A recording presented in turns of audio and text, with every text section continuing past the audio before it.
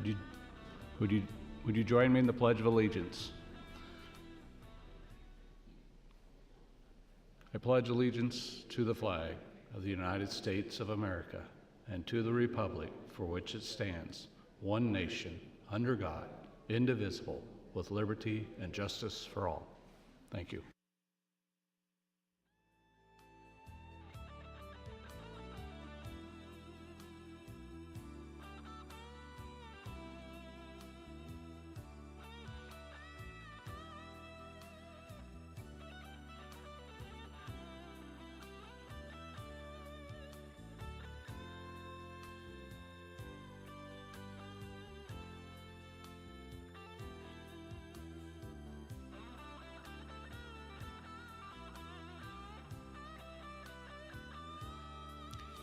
Good morning, ladies and gentlemen. Welcome to George W. Norris Legislative Chamber for the 53rd day of the 106th Legislature First Session.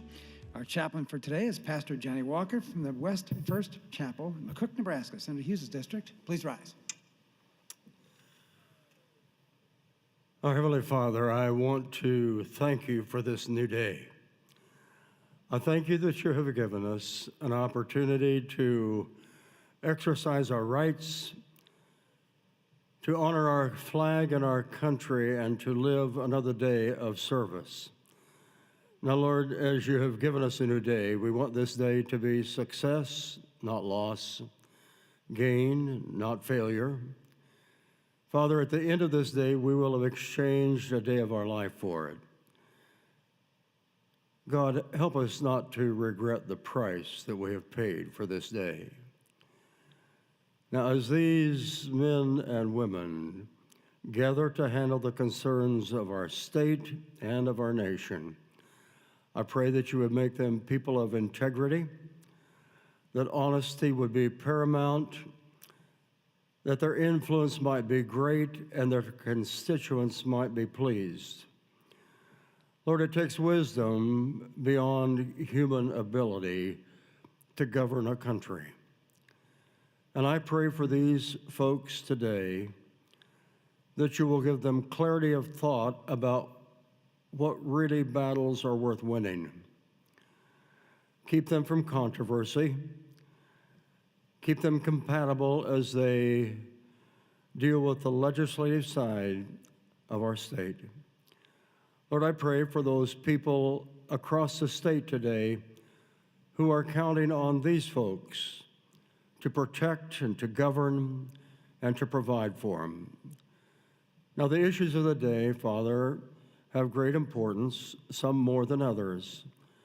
Give clarity of thought, a strong constitution, and people that you have sent here to fulfill the duties of their office. I thank you for this day one more time, Father, and ask that you would bless this day in Jesus' name. Amen.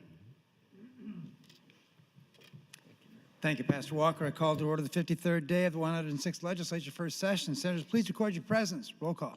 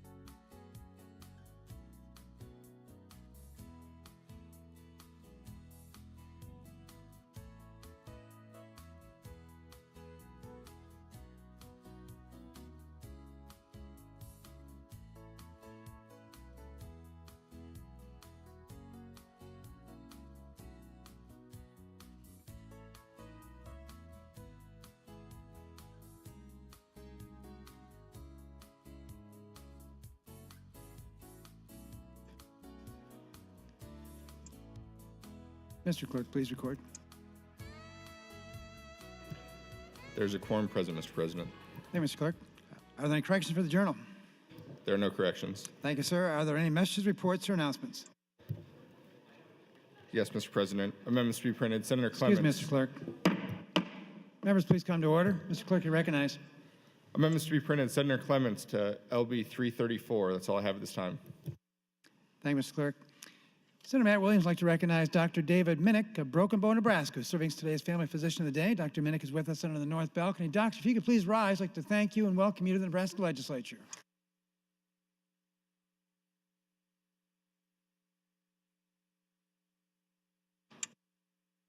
Now proceed to the agenda. General File 2019 Committee Priority Bill. Mr. Clerk. Mr. President, LR 14CA introduced by Senator Wayne.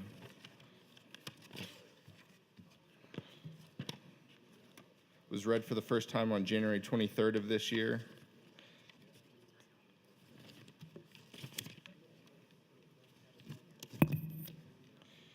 It's a constitutional amendment to authorize the legislature to allow cities and villages to pledge property taxes as part of a redevelopment project for a period not to exceed 20 years if more than one half of the properties in the project area is extremely blighted. Again, it was read for the first time on January 23rd of this year and referred to the Urban Affairs Committee. That committee placed the bill on general file with no committee amendments. There is an amendment pending from Senator Groney.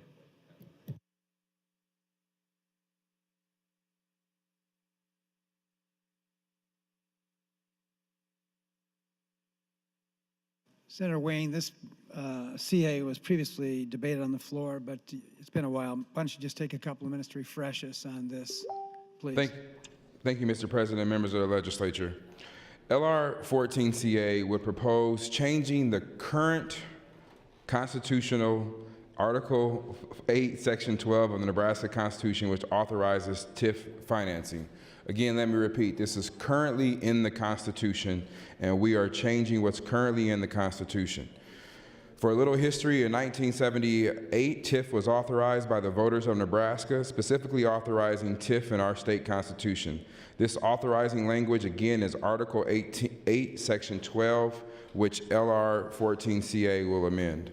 While the vast majority of details of how TIF operates and are laid out in statute, the provision limiting TIF projects to 15 years is also in our Constitution. The 15 years is also in our Constitution. So there's no way to extend TIF repayment from a period of 15 to 20 without first changing our Constitution. Under LR 14CA, the legislature would authorize to the extent of maximum allowed time for the repayment of TIF-related indebtedness from a current 15-year limitation to 20 years, if more than one half of the property in the project area is designated as extremely blighted. The definition of extremely blighted is existing statutory definition put into law in 2018.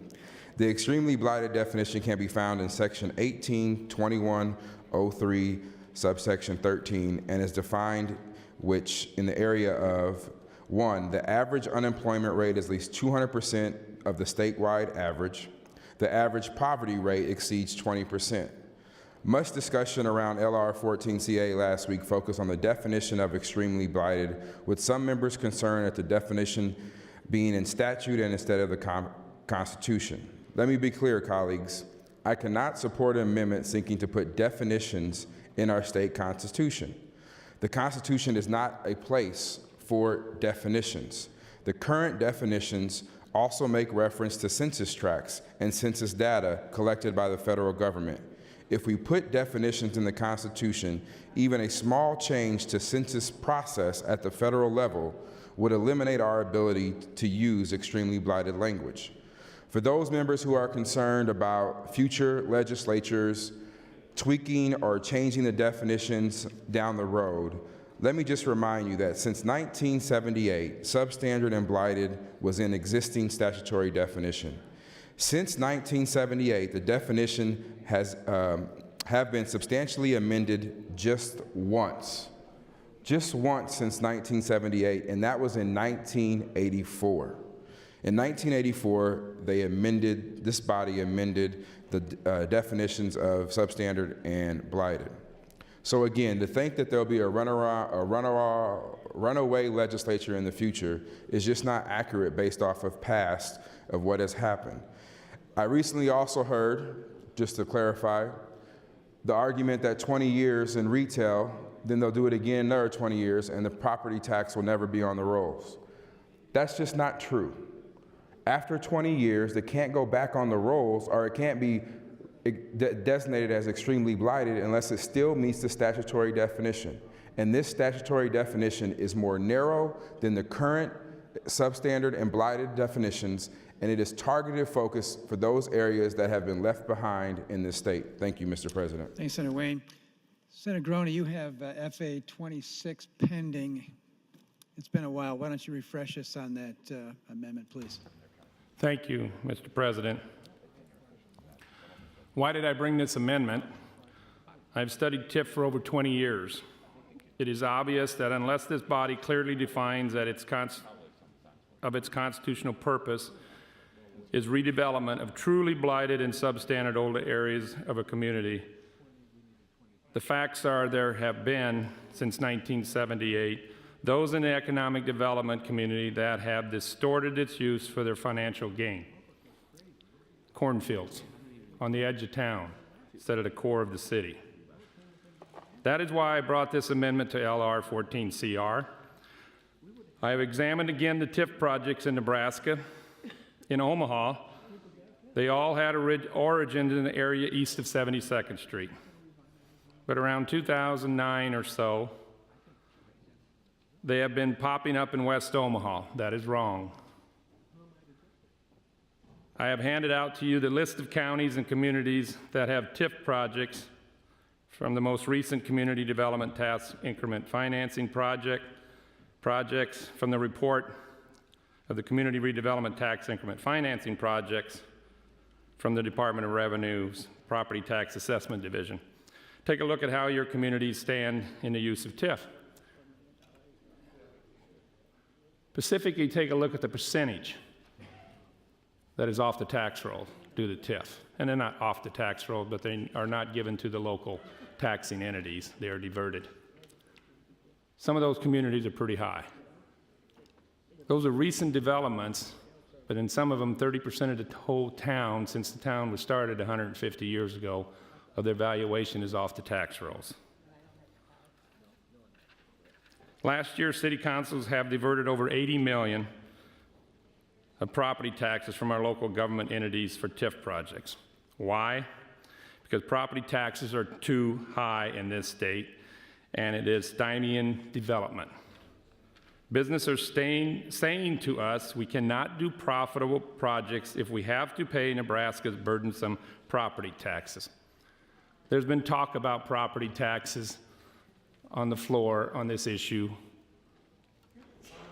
TIF is a property tax issue, folks. It's diverting, taking away property taxes from local entities, specifically our schools. I fully understand Senator Wayne's frustration with lack of business investment in his community. TIF was meant for his district in 1978. Sadly, he has to come back and redefine a higher level of blighted to attract attention to the need of TIF in his area, or redevelopment in his area. That should have never been. That's where TIF should be. It is redevelopment. It's not economic development. If economic development happens due to the redevelopment, that's a good thing.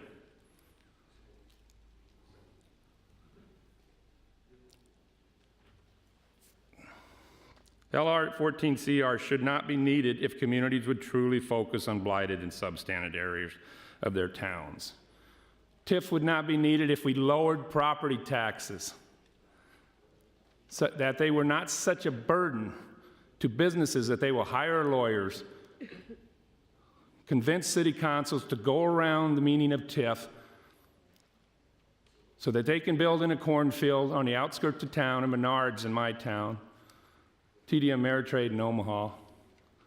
I could go on and on. that they cannot afford to pay property taxes to be a profitable venture. The problem with TIF and why we are standing here, we are arguing about the drug we need to address the illness, high property taxes. I've looked at the transcript of last week's debate. It focused on TIF. It was a good debate.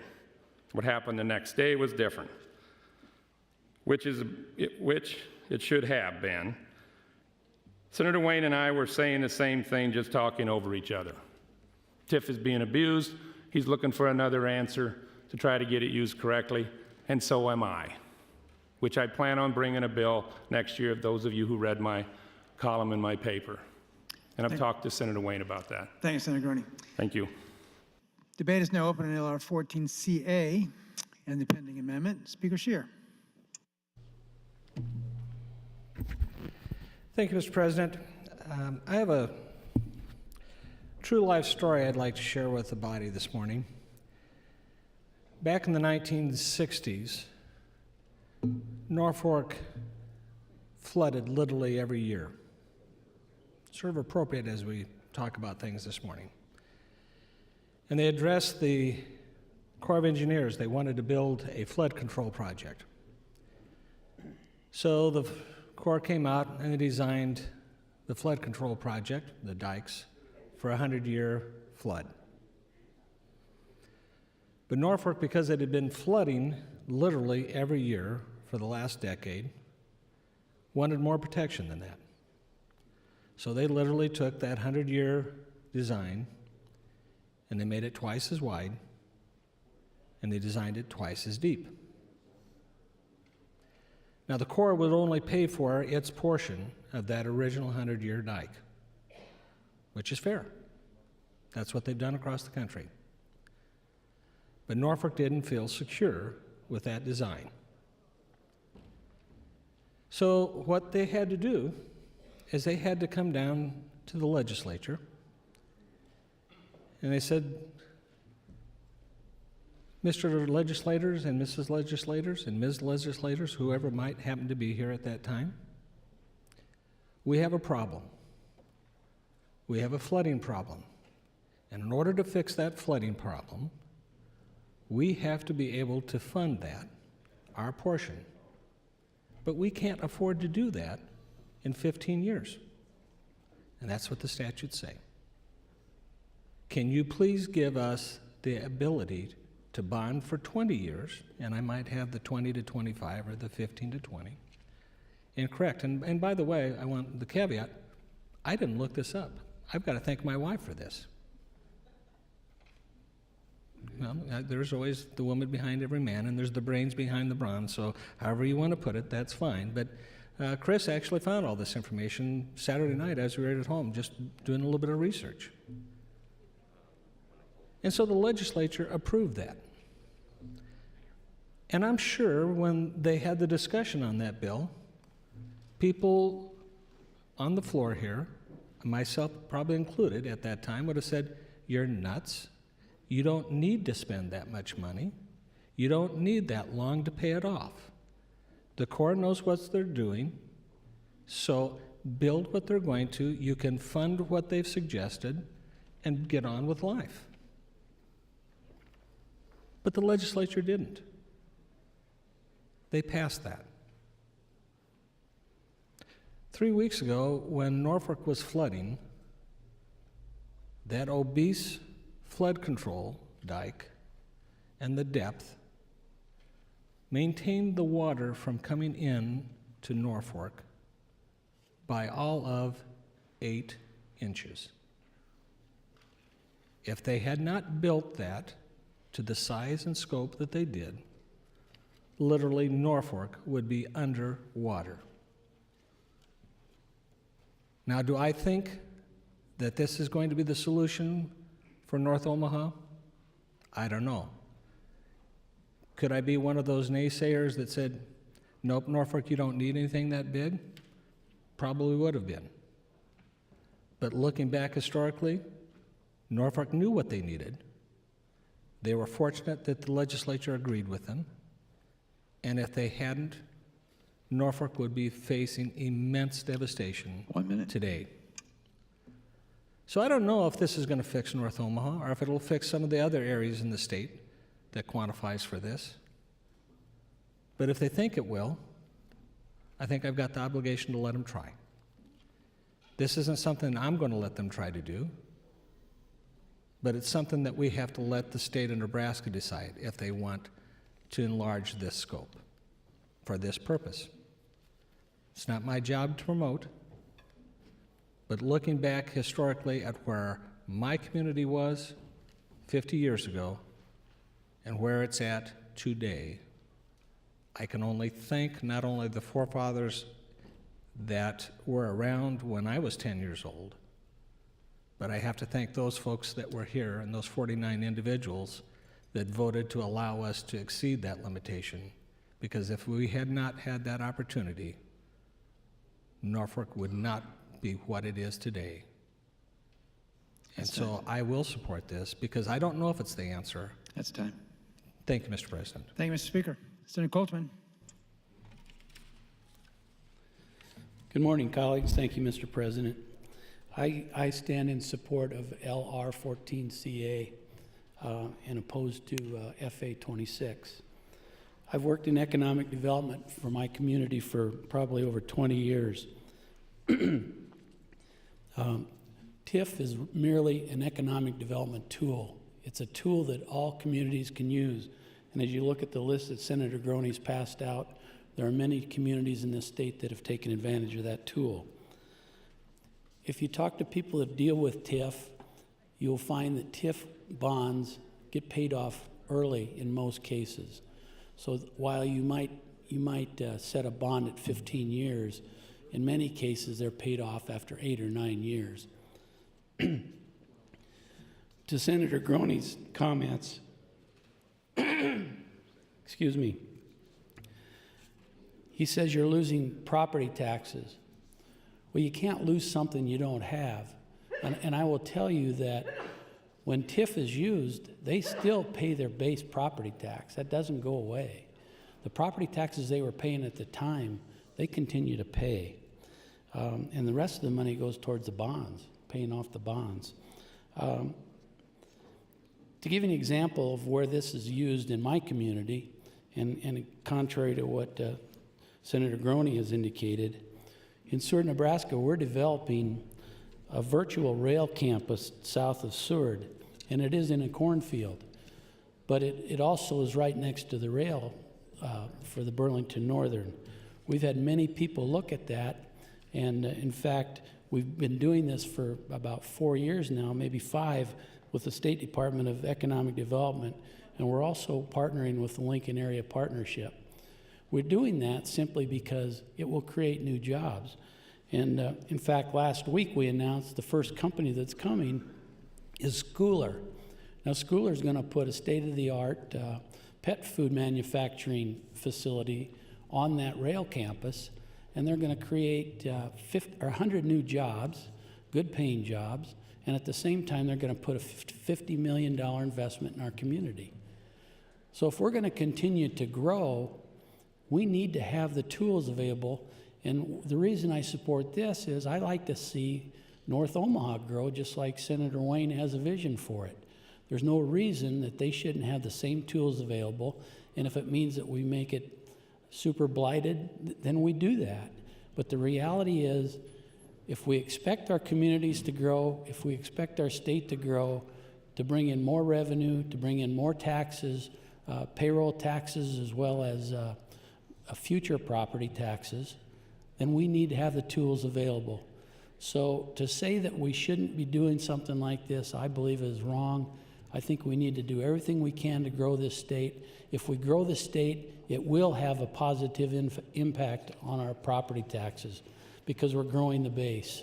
So with that, if Senator Wayne would like any more time, I'd yield the rest of my time to him. And I would encourage you to support LR 14CA. Thank you very much. Thank you, Senator Coltman. Senator Wayne, 1.5 minutes. Thank you, and thank you, Speaker Scheer, for those words. I do think it's important to understand that while this is for my community, we did pass out a map where it does touch on other areas, and that is historically because of one of our special legislation rules where you can't, it's very hard to write legislation that targets particularly North and South Omaha. So what we try to do is find census tracts that are in and around North Omaha, and we found those census tracts.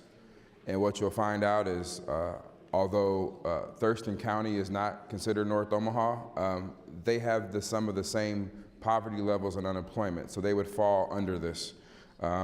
There's a spot out in Scotts Bluff, there's a couple spots in Lincoln, and a couple spots in Grand Island. But the purpose behind this definition is to narrow it down as close as we can to key areas that are extremely blighted. I thought we did a lot of work last year with LB 874, and we addressed Senator Breezy's and Senator Groney's concerns around tightening up the reporting, making sure there's more community input, making sure people are notified in ways that they make sure it's certified or regular mail, that the neighborhood associations are notified. And it worked, Senator Groney, up in Ashland, and you were up there giving speeches, and the community was engaged, and they made some differences up there on how they did their TIF. It didn't maybe meet everybody's expectations. Senator. Thank you. Senator Wayne, you had your speaking light on earlier, and the pages are not certain if you turned it off or if you turned it off. Very good. Thanks, Senator. Senator Groney, you're recognized. Thank you. Let me finish up where I left off. As I said, I've looked at the transcripts of the debate. I said clearly I was not filibustering his bill. That remains clear today. What happened last week was extended debate. Nobody was watching the clock. We just kept talking. When I said I was done debating, I was looking for the vote, and I'm not going to defend myself anymore. When I say I'm going to filibuster, I'm going to filibuster. When I say I'm not filibustering, I am not filibustering. My concern, as other senators, was about the definition and past history of the abuse of TIF. I am fully in favor of what Senator Wayne would do if we can contain it there and nobody hijacks it. As to Senator Coldeman's comments about they will not build it, it wouldn't exist. Folks, if it wouldn't exist, we are dead and you have absolutely no faith in the free market system. Businesses are businesses. I call them sharks, and I admire them. I'm part of that industry. If there's something available to add to profits and cut costs, they will do it. But they will build. That is what they do. And they will build where the customer base is, and they will build where their natural resources are they need. Read the story in the front page of the World Herald. I didn't see anywhere in there where the Carson's Financial Services Company out in West Omaha is taking TIF. I've tried to look it up. I don't see where they did. I admire Mr. Carson. He's a businessman, and he's also a community member who's willing to pay his taxes, apparently, unless somebody tells me otherwise. That's what businesses do. They don't take advantage of tax breaks. They become part of the community and pay their taxes, and hopefully work with this body to lower those taxes, those property taxes, which the Revenue Committee has worked very hard to come out with a bill that hopefully everybody supports, to lower property taxes.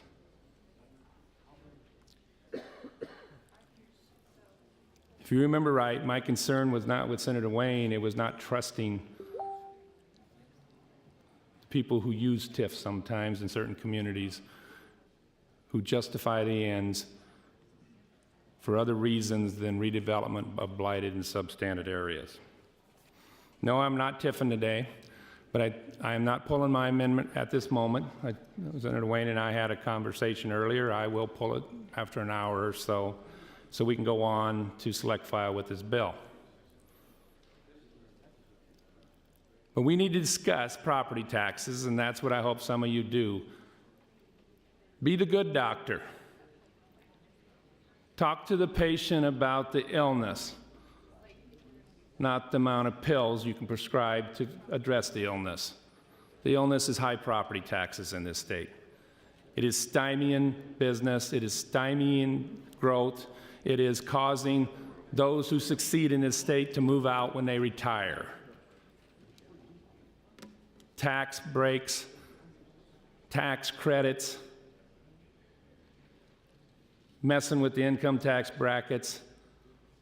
TIF is all the placebos we use for an illness in the state of Nebraska called high property taxes. That is why I get frustrated. 1 minute. Let's address the illness, not keep throwing sugar pills at it.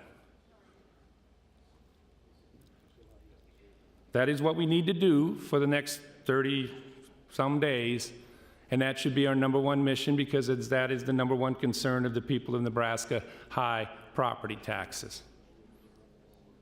At the end of the day, if there's not property tax relief, I don't think this amendment has a chance on the ballot. All we have to do is tell people they're going to give away more property taxes to somebody, and you're going to pay more to make it up. Property taxes passes, I'd probably vote for this if it's on the ballot. If property tax relief doesn't, and that's not a threat, that's just rational reasoning. But if property taxes go down, developers probably won't be wasting legal fees and applying for TIF, because it's a normal cost of business. That's time, Senator. So let's have a couple little short talk on property taxes. Thanks, Senator Groney. Senator Hilgers. Thank you, Mr. President. Good morning, colleagues. I've appreciated the discussion that we've had on this particular bill. I appreciate Senator Wayne taking the time, the first time it was up, to answer a lot of my questions, both on the mic and off the mic. I know there are many members here who have a lot of familiarity with TIF, but I must say, over my time in the legislature, the two senators who I think have shown the most engagement on this issue, and in many cases, at least in my eye, have been aligned on issues relating to TIF, both the need for TIF in certain circumstances as well as the concern for lack of accountability and oversight, have been Senator Groney and Senator Wayne. So I appreciate that both of them have been engaged on this particular topic, and it's, I think, in my view, the first time, maybe not the first time, but one of the rare times where they may have had some disagreement. But I do appreciate the conversation. I will say there's two issues to my mind. One is a policy issue, and one is a sort of a constitutional issue. The policy issue, I think, is one that we've seen before when it comes to TIF, and it's been articulated, I think, by both sides. And I don't think that there is any doubt that TIF can be used for the good, and that there are projects that would not exist but for TIF. And I think Senator Coulterman and Speaker Scheer have both articulated that there are positives that can come from TIF. At the same time, there should be no doubt that there are negatives that can come with TIF if there's a lack of oversight and that there's a lack of accountability. And you can see examples where if a project would have been developed even without TIF, that having TIF for those projects can erode our property tax base. There's no doubt about that. And I think oftentimes when we sit here and we try to make policy, it's very easy to focus on the one or the two or the anecdotal evidence of positive opportunity from passing a piece of legislation and not taking a broader picture and a bigger view of maybe what the negative downsides could occur from that legislation years down the road. And so I think having that more fulsome, universal view of how this could both do good things but also do bad things, I think is important. Now, I do think one point on the policy side in favor of Senator Wayne's bill is by narrowing it to extremely blighted areas, what you're doing is saying, look, this is a subset, a small, narrow subset of areas or potential projects that are more likely than maybe a blighted area to actually attract private investment. So I think that's a point in his favor, but I think that sort of ties into the second issue, which is a constitutional issue, and not in the traditional sense, in the sense that this is unconstitutional. This is an amendment to the Constitution. And I think there's a point that's been raised by opponents, at least the last time we discussed this particular LR, is that are we putting significant power, are we opening up the door for a future legislature to change the definition of extremely blighted in a way that would have unintended consequences both for this body and Senator Wayne in particular? And I do think that is a real concern. You could imagine in 2024, 2026, or sometime down the road, when all the members of this body are termed out or gone, some legislature having a similar debate today that we're having today. You know, TIF is a good thing. There's good projects. Here's this project from my community. Here's this project from this other community. Why don't we expand the definition of extremely blighted? Why don't we make it a little bit more broad? And you could imagine a future body in good faith doing that and broadening this in a way that we don't intend today. And by not having the definition in the Constitution or having some stronger safeguard, I think there is real concern that a future legislature could broaden this beyond Senator Wayne's intent. At the same time, I do think that Senator Wayne is right. There are things that we have in our Constitution today that we do give the discretion to the legislature. We do give the legislature the opportunity to broaden things and be more responsive to the needs of the community at that particular time. So I don't think it is a point that is entirely fatal to this LR to say that some legislature could expand the definition to meet the needs of the community at some future time. I told Senator Wayne when we had this debate last time that I was going to vote green on LR 14 at this stage. I do have some concerns about the possibility that this could be abused in the future. Thank you, Mr. President. I do have some concerns. I won't say that I will vote against it at final reading if it gets that far. I think it probably will. But there's a few concerns that we'll work through, and I'm going to have some more conversations with Senator Wayne about it. And so I appreciate the debate. I understand we will get a vote today on this. I don't think it's going to go to cloture. I certainly am not filibustering it. I appreciate the conversation and the discussion, and I am going to vote green on LR 14 CA. Thank you, Mr. President. Thank you, Senator Hilgers. Senator Brewer. Thank you, Mr. President. I'd like to start by running through some questions for Senator Groney, please. Senator Groney, would you yield, please? Yes. All right, Senator Groney, the sheet that you handed out this morning that's titled Taxable Value and TIF Excess Values, this is 2018. If we take a look at this, and what I'm going to do is just go to my district, so I got some examples here. If I run down, you got Alliance and what we're doing is going to go to your far right category, and that's in the percentages. Alliance at 3.21, Ainsworth at 2.62, Valentine at 2.49, Shadron 2.19, and Gordon at 1.12. What is that telling me? That tells you that if the city was valued, total valuation was $100, $2.1 or whatever, those percentages are off the tax rolls. All right, so if you jump to, for example, Wood River goes to 27.09. Okay, you got Gordon at 1.12, Wood River at 27.09. Do they have more projects, or is it just total value?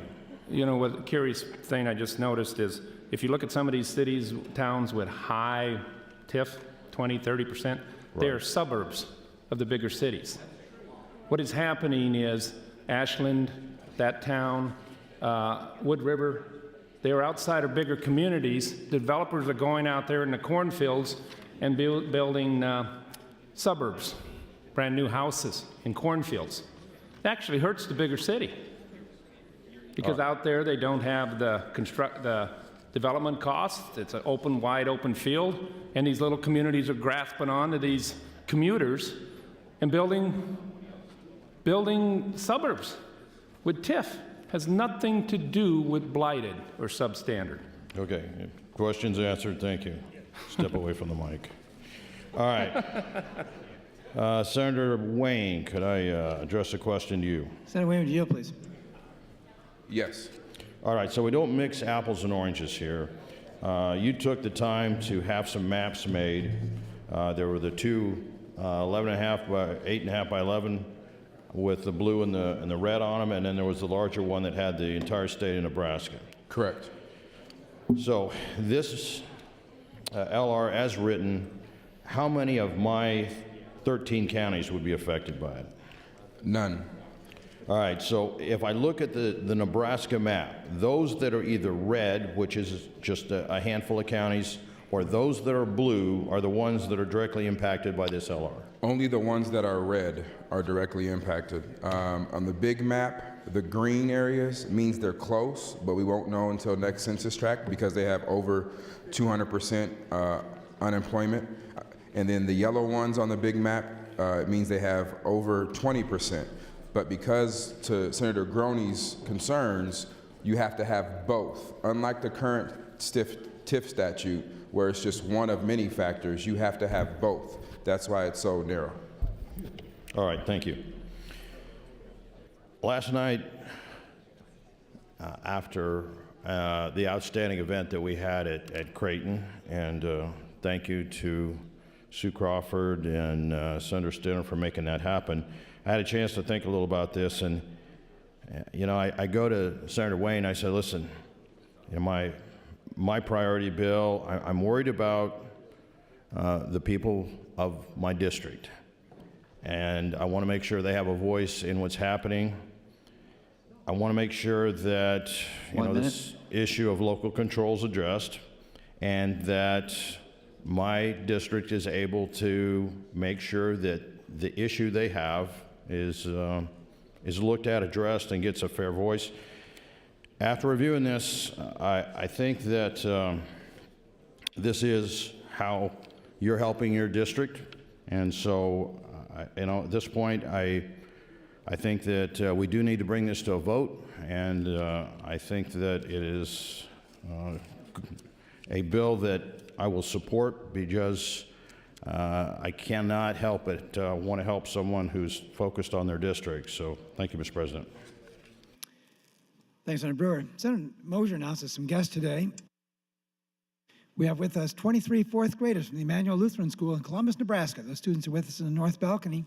Students, please rise. I'd like to welcome you to the Nebraska Legislature.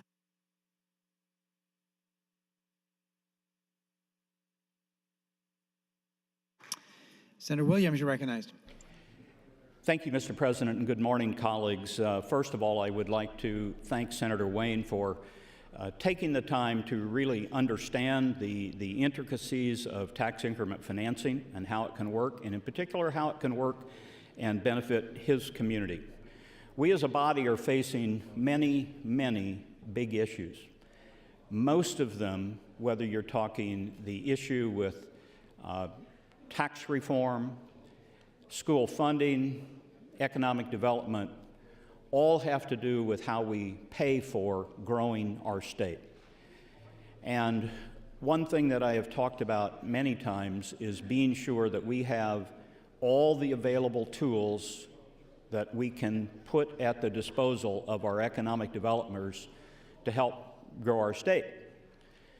And that's what this discussion is largely about today, is creating an additional tool for, in particular, those highly blighted areas to grow. There's always a discussion with TIF, and I have said this before, and you've heard people say other things, but TIF has not ever, nor will it ever, take money away from schools, counties, communities. Last year, with LB 874, we worked very hard to put additional controls and fences around the use of TIF.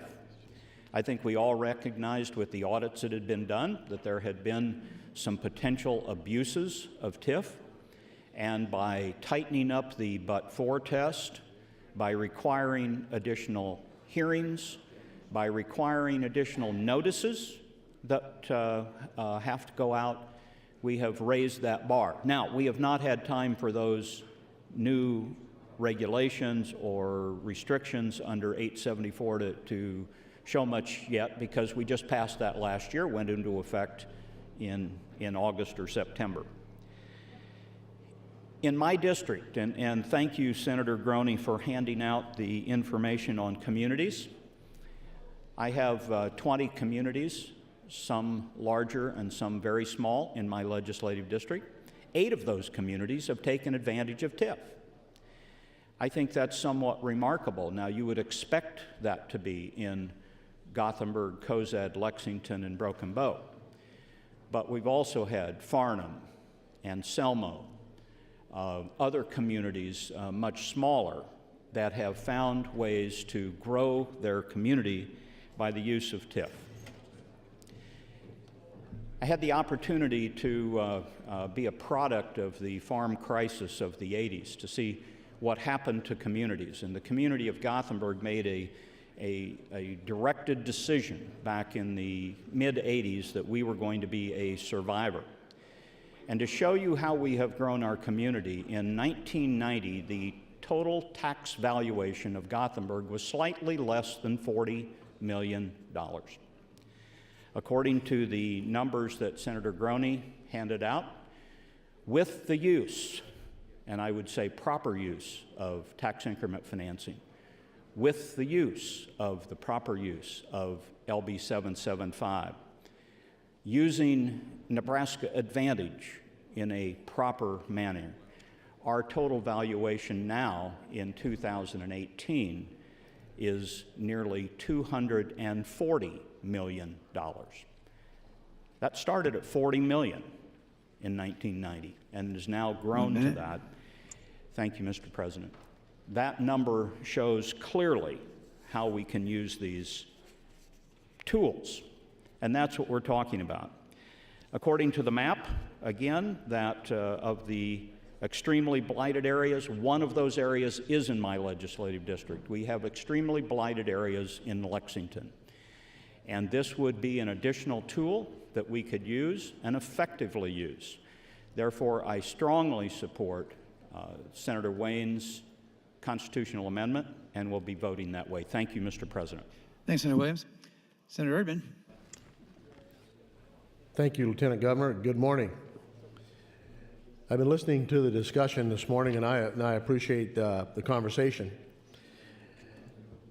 The issue, there are two for me on LR14CA. One is the 20-year issue, and that's not too difficult for me to overcome. But the other issue is the 51%.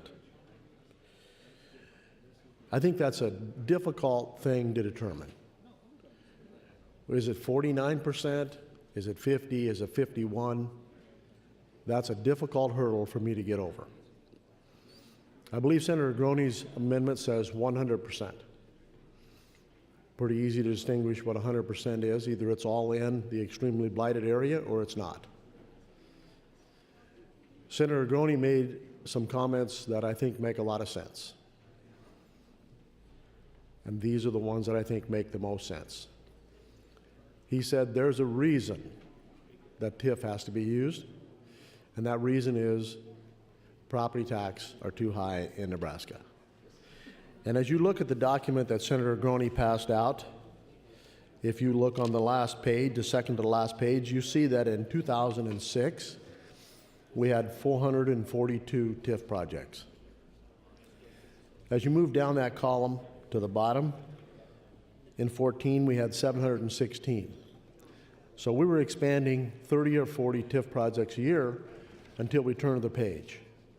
And now we're almost 100, 75 to 100 new projects every year. And one says, are people becoming more aware of TIF? Is that why we have more projects? I think not. I think here's the reason that the TIF projects are growing. It's because property taxes are increasing. That's the answer. So if you went to the doctor and you had a malignant tumor and he said, we're only going to take out 50%, would you be happy with that? No, you wouldn't.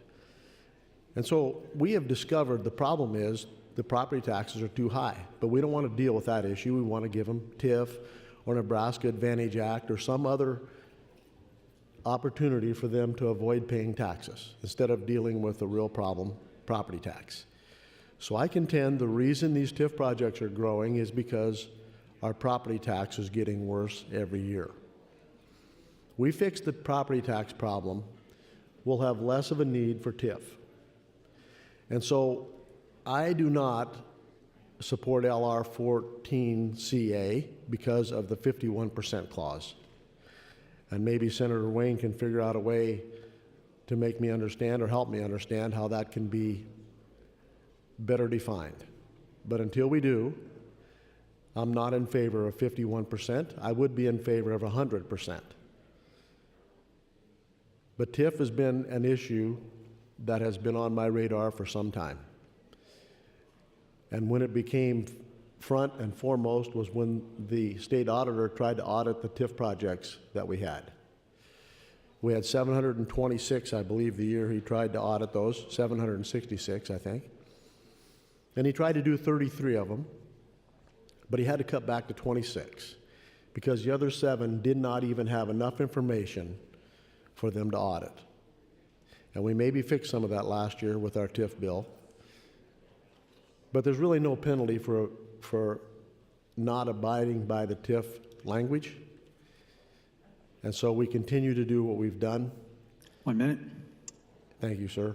And we understand why we do TIF. And TIF is there because our property taxes are too high. So those are my issues with this, this constitutional amendment. And hopefully between now and select, if it gets that far, we can have a discussion about the 51%. Thank you. Thanks, Senator Urban. Senator Clements announces some guests visiting today. We have with us Miles Poppleton and Jager Haig and their parents from Plattsmouth, Nebraska. Those guests are with us in the north balcony. Miles and Jager and your guests, could you please rise? We can welcome you to the Nebraska Legislature.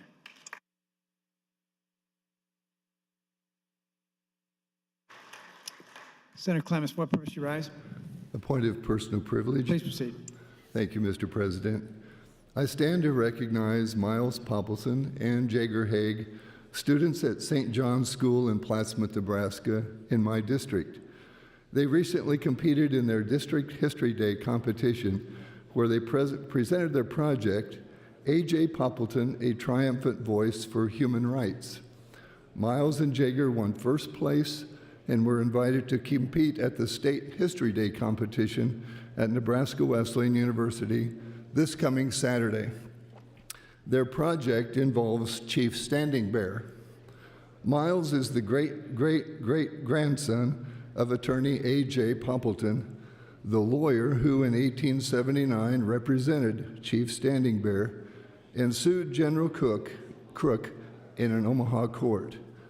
The trial ultimately led to Standing Bear's freedom from incarceration and gave Native Americans their rightful human status in the eye of the law. Attorney Poppleton represented Standing Bear pro bono, so General Crook gave him his 2 military-issue pistols and his Civil War cavalry dress sword as a payment. It was also a show of respect, since although General Crook had a duty to make the arrest, he was sympathetic to Standing Bear's plight and wanted to help right a historical wrong. The general's sword has been in the possession of the Poppleton family since 1879. Miles Poppleton and Jager Haig will be on hand in Senator Brewer's office with General Crook's sword from 3 o'clock to 4:30 today. Feel free to stop down and greet these young men and see the sword if you have a moment this afternoon. I thank these students for highlighting Chief Standing Bear's victory and ask that Miles and Jager once again stand as we thank them for their efforts.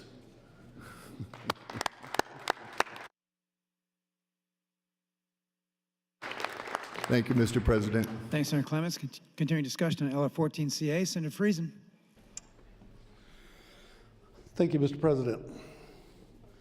So if you look on the list of cities that have used TIF in the past, you'll see that Henderson is listed there also.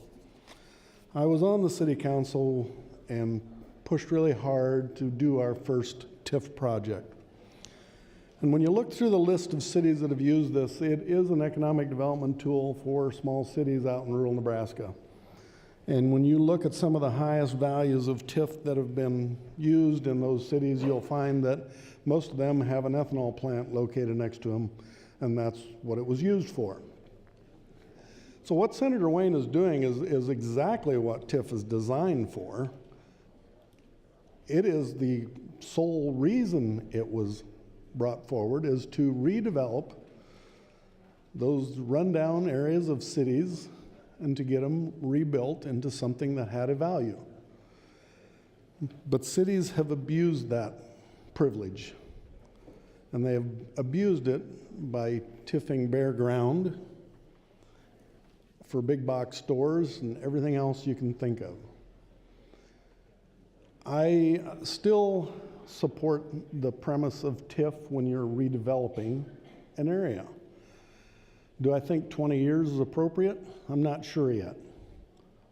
You take a building that's been standing for 20 years and you're still diverting that tax revenue to help pay for it, and it's about time for a remodel, and so you might as well just TIF it again, and let's keep it up to standards. But Senator Wayne, what he's trying to do is exactly what TIF was for. And if I could be assured that it would be used this way in those extremely blighted areas, I would be more comfortable with it. But when we talk here on the floor, and I'll get into the property taxes because that is the main reason for TIF, our property taxes are too high. And if we would truly have property tax relief and change how we fund our K through 12 system, I wouldn't be as opposed to using TIF either. But right now, it does divert money away. And I don't care how you want to spin it. Once we started using TIF for residential development, you have now entered into the fact that you're going to put more students in a school and not give them any more money. And in some areas, that brings more state aid to schools. In some areas, it does not. So it does affect property taxes. One of the things that we keep saying around here is we're going to grow our way out of this. Show me a community, show me an area that has grown their way to lower taxes. It costs money to grow. So don't kid ourselves that we're going to grow our way into anything. Lincoln here has reached an agreement with their schools, and they don't TIF residential projects here. And you say that it doesn't have an effect on schools? Why would you reach an agreement like that? The city of Lincoln here, they're only valued at 2.49% of the city is TIF'd compared to, I think Omaha is at 4.45. But I think they have an agreement here not to use it on certain projects, although I'm sure it doesn't have any effect on that. So again, when we look at the property tax picture as a whole, if we can actually come up with a better way of funding our K through 12 system so it isn't so dependent on property taxes and makes those taxes so high that they're unbearable, then maybe we can look at a lot more of these different types of projects. Right now in the Advantage Act, we rebate the real property taxes at some of those companies when they come and locate. We rebate that back to them because it's a high tax. We play around the edges, and yet it seems like we get very little done, and I've not seen a community grow their way to lower taxes. With that, I'll yield the rest of my time to Senator Linehan. Thanks, Senator Friesen. Senator Linehan, 38 seconds. Okay, I'll be quick. Thank you, Senator Friesen. Thank you, Mr. President. I just asked Senator Friesen just to point out, if you've got this sheet in front of you, if you go to Douglas County, this is the concerns that Senator Groney's talking to. TIF is a very hot subject in my district. We have Valley and Waterloo, which is the western part of my district on the west side of Elkhorn. You'll see Elkhorn has not got anything TIF'd. Valley has 30.25% of their property TIF'd, and Waterloo has 16.9% of its property TIF'd. And Valley and Waterloo have had tragedy for the last few weeks for the flooding. Okay, thank you. Thanks, Senator Linehan. Senator Lathrop announces some guests today. We have 38 fourth graders from the St. Gerald Catholic School in Ralston, Nebraska with us today. They're up in the north balcony. Students, please rise so we can welcome you to the Nebraska Legislature.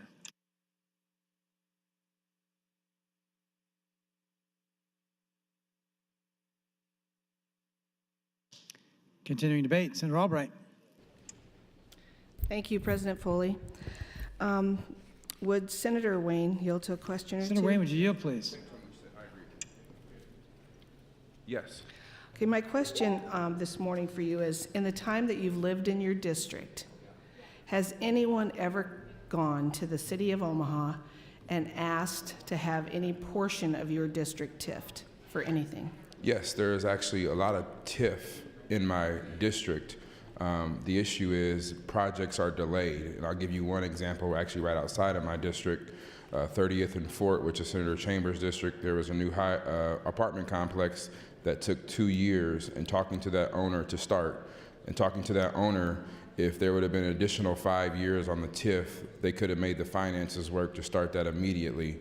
but instead they waited for a federal grant to come in, and that delayed development for actually 3 years.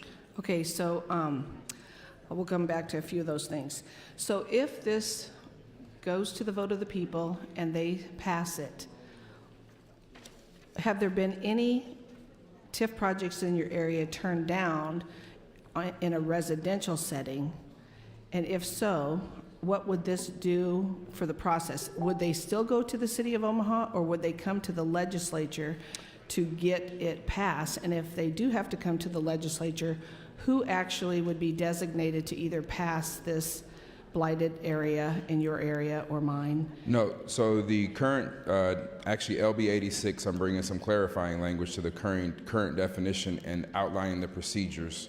We assumed that the cities would know the procedures would be the same as TIF, current statute, but there was some feedback saying they wanted direct language. So LB 86, which will come to the floor as my priority, will outline the procedures, and they will be exactly like current TIF. They would go to their local city. Okay, and would that just be for the city of Omaha? No, that would be for all. So all municipalities currently, when they apply for TIF, they go to their city or their municipality, and that's what they would do in this case too. Okay, and while I appreciate all the emphasis on Thurston County being a blighted area, would sovereign nations be included in this program? No, only municipalities within Thurston County could do that. I was just citing that as an example of we were trying to find census tracts to match North Omaha, and because there are other census tracts across the state, like Thurston, that they would match with the definition of extremely blighted. But only municipalities would be able to authorize extremely blighted areas. Okay, so here's another quick question for you. In Business and Labor 2 years ago, Senator Williams prioritized LB 518, and the Department of Economic Development gave a lump sum of money to communities in Nebraska that would like to build homes for workforce housing. Would that be something that if this should not go anywhere, would you want to work to see that that might happen for your community? I think I have a couple bills that do things similar to that already. LB 86, the one I mentioned, would be similar. But I just want to remind everybody that this goes to the vote of the people. So all we're given is the opportunity for the people to vote on whether they would like this. Okay, and knowing that you had a TIF project that was waiting for extra funding, so the extra 5 years would have helped them, I guess I look at it because I appreciated the fact that during the interim you had some studies about communities that were abusing TIF, but is there any penalty within these bills that you want to change up? Is there any penalty for doing something not following through or doing it without having the authority to do so? Yes, and I think this is a very important question. I really do appreciate this question. And Senator Groney, right now, and this goes to both of you guys because you raised the same issue, right now in statute, anybody who wants to challenge a TIF project can sue the local municipality. And we have granted them taxpayer standing to do so. So if you don't like TIF being used in your area and you feel it's being abused, a group of individuals can file a complaint with the city or the municipality and sue them. And is that already in the bill from last year that you had approved? Yeah, that's actually been in statute for since 1978. We just reemphasized it last year in our statute. But no one's ever exercised it? Yes, they have. Actually, Hastings took it all the way to the Supreme Court, challenging their TIF, use of TIF. And how did it come out? I can't recall, but I think the individual lost because it met the statutory definition. But if we feel that it's being abused as an individual, you can sue. But I'll get back and tell you exactly what happened. I'll push my light on and tell you. Thank you. Thank you, Senators Albright and Wayne. Senator Groney. To clarify some things that maybe I shouldn't even say because it might give somebody an idea. Most TIFs don't go 15 years. And the reason is, by statute, we pretty much define that it's the TIF dollars are, we confiscate, the city confiscates school from children and schools, from NRDs, from counties, and the maintainer that takes care of your road, and gives it to the developer, or the city should use it themselves, what was the intent, to upgrade the infrastructure. New curbs, new streets, new sewer lines, new electrical lines, the whole works. Level the old building, that's what it was meant for. Most cities follow that. Therefore, the limiting factor is the cost of that infrastructure. That is the bond. And then you collect the taxes to pay off the bond, and when that amount runs out, it's been 6, 7, 8, 9 years. Adding this 20 years will not change that. Business development will still be limited to 15 years because the problem is going to be in housing because we added construction costs, private construction cost, apartment buildings, houses. Now it's unlimited, the cost. So they will probably go 20 years. So if Senator Wayne is looking for economic development, this doesn't do it. This doesn't bring businesses to the community. It will bring housing projects at most, because the commercial will be limited to the cost of the infrastructure, and they'll go 8, 10, 15 years. So this 20 years basically is an extension of what we did last year by adding construction costs to workforce housing. If that's what he wants, then that's what he'll get, but I know he's looking for more. The reason I brought the amendment is if you look at his map, the map, which was very well done, I don't know what I did with it, especially of the inset of Omaha Metro. If you look at that, some of those highly blighted areas, census tracts, but right up against 680. To the north of 680, we all know, is open areas. I hope Senator Wayne keeps an eye on this, because I will guarantee you one of the first tracks might end up being that north boundary of them highly blighted areas. 51% will be the red area, 49% will be on the opposite side of the interstate, and they will build on the opposite side of the interstate. And the blighted and highly blighted areas will remain on the south side. That is why I brought this amendment, to make sure, thought I was helping Senator Wayne, to make sure, and I still am trying, to make sure his intent is carried out, that 100% of the area must be highly blighted, high unemployment, high poverty. I just don't trust. If there's a hole, they will find it. A rat always does. But I'm still willing to work with Senator Wayne on maybe adding just a couple of words to his CR, because he's got more trust than I do. I hope he invites me some ribbon cuttings in areas that are highly blighted in his area because they took the 20 years and it's not across the 680 in a cornfield. 1 minute. Like I said, I'm going to eventually pull this. I think let's do it right now. I'll pull my amendment and let's vote on it. Then I'll work with Senator Wayne. I'm not giving up. He's going to have to assure my trust that these projects of 20 years are going to be in his highly blighted areas and not in a pasture on the north side of 680. Thank you. So I'll pull the amendment. FA 26 is withdrawn. Further discussion on the CA. Senator Vargas. Thank you very much, Lieutenant Governor. I'm going to keep this brief, and then I'm going to yield my time to Senator Wayne. But I wanted to get up and talk about this because I know we've been talking about North Omaha a lot. And I want to clarify that 2 years ago when we started expanding this definition of extremely blighted, and actually stating what it means, and as Senator Wayne has said this, we're talking about very specific census tracts that meet criteria. Those criteria are in my district. And I don't know about you, but knowing that there are large tracts of people in my district, not just North Omaha, and South Omaha, that are in lower income areas, but are also some of the highest unemployment areas we see across the state of Nebraska, that screams that there's a problem. And while this may not be the solution, it's a solution to being able to provide some more economic development tools to a region.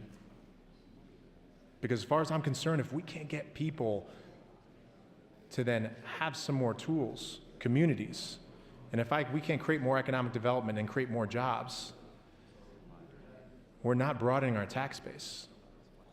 And we need that.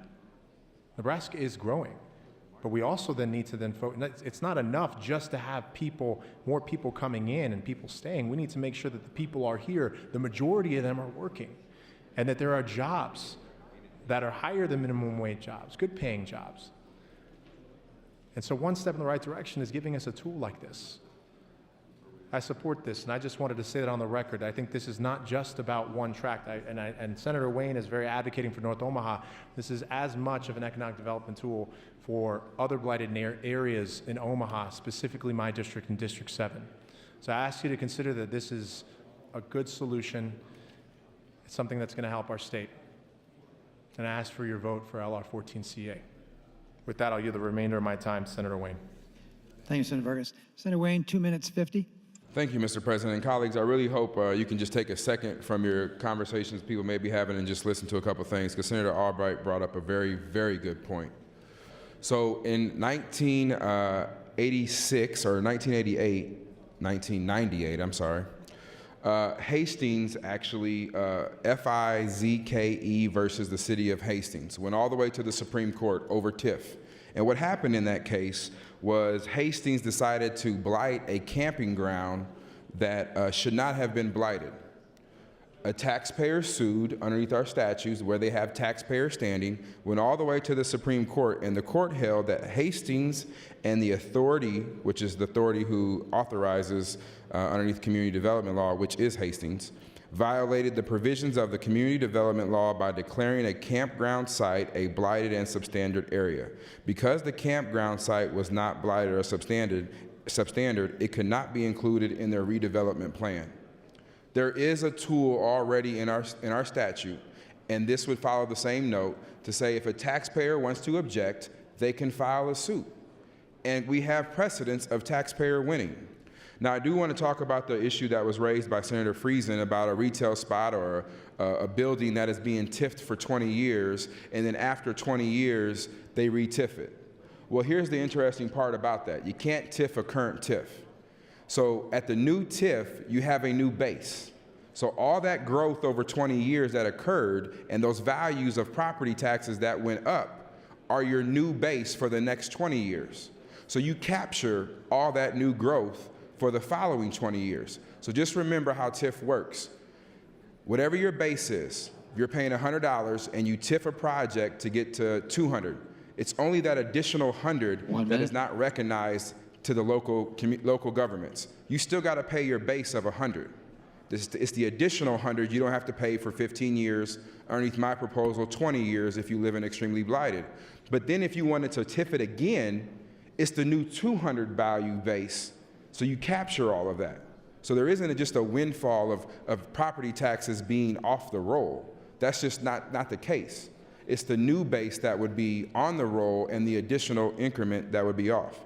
And I hope somebody else can yield me time, because I just want to briefly touch on why it's so important in these extremely blighted areas. And the reason is the capture. When you do a development in North Omaha, South Omaha, or some of these counties that have extremely blighted, your property value won't increase fast enough to make the financing work. That's why we're stretching it out for additional 5 years. Because in North Omaha, thank you. Thank you, Senator Wayne. Senator Hilgers.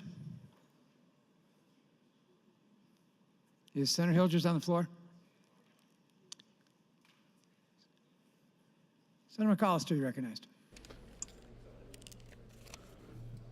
Thank you, Mr. President. Good morning, colleagues. I'm sympathetic to Justin Wayne's effort here this morning.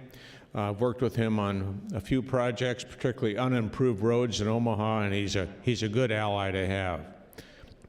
I also salute Senator Mike Groney for his constructive efforts to move this bill forward and actually make it better. I served 2 years on the Urban Affairs Committee and dealt with TIF in my experience then. That was my first 2 years in the body. And I would contend that what we learned those first 2 years of my service was there were transparency and accountability issues with TIF. So in that effort, we improved the reporting requirements. Often those reports were not timely and they were often incomplete. So in statute, we put into an effort to improve the reporting and the accountability. Secondly, there's notice with regard to TIF projects. And many of the school districts, particularly in Omaha, didn't receive adequate notice when a TIF project was going to be instigated in their area.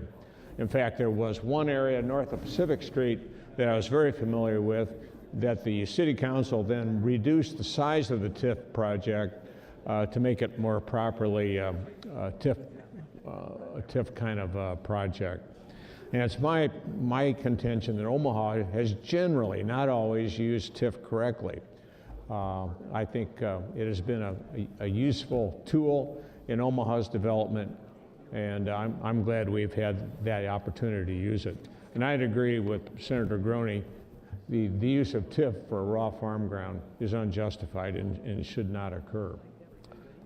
Thank you, Mr. President. If Senator Wayne wants the balance of my time, he can certainly have it.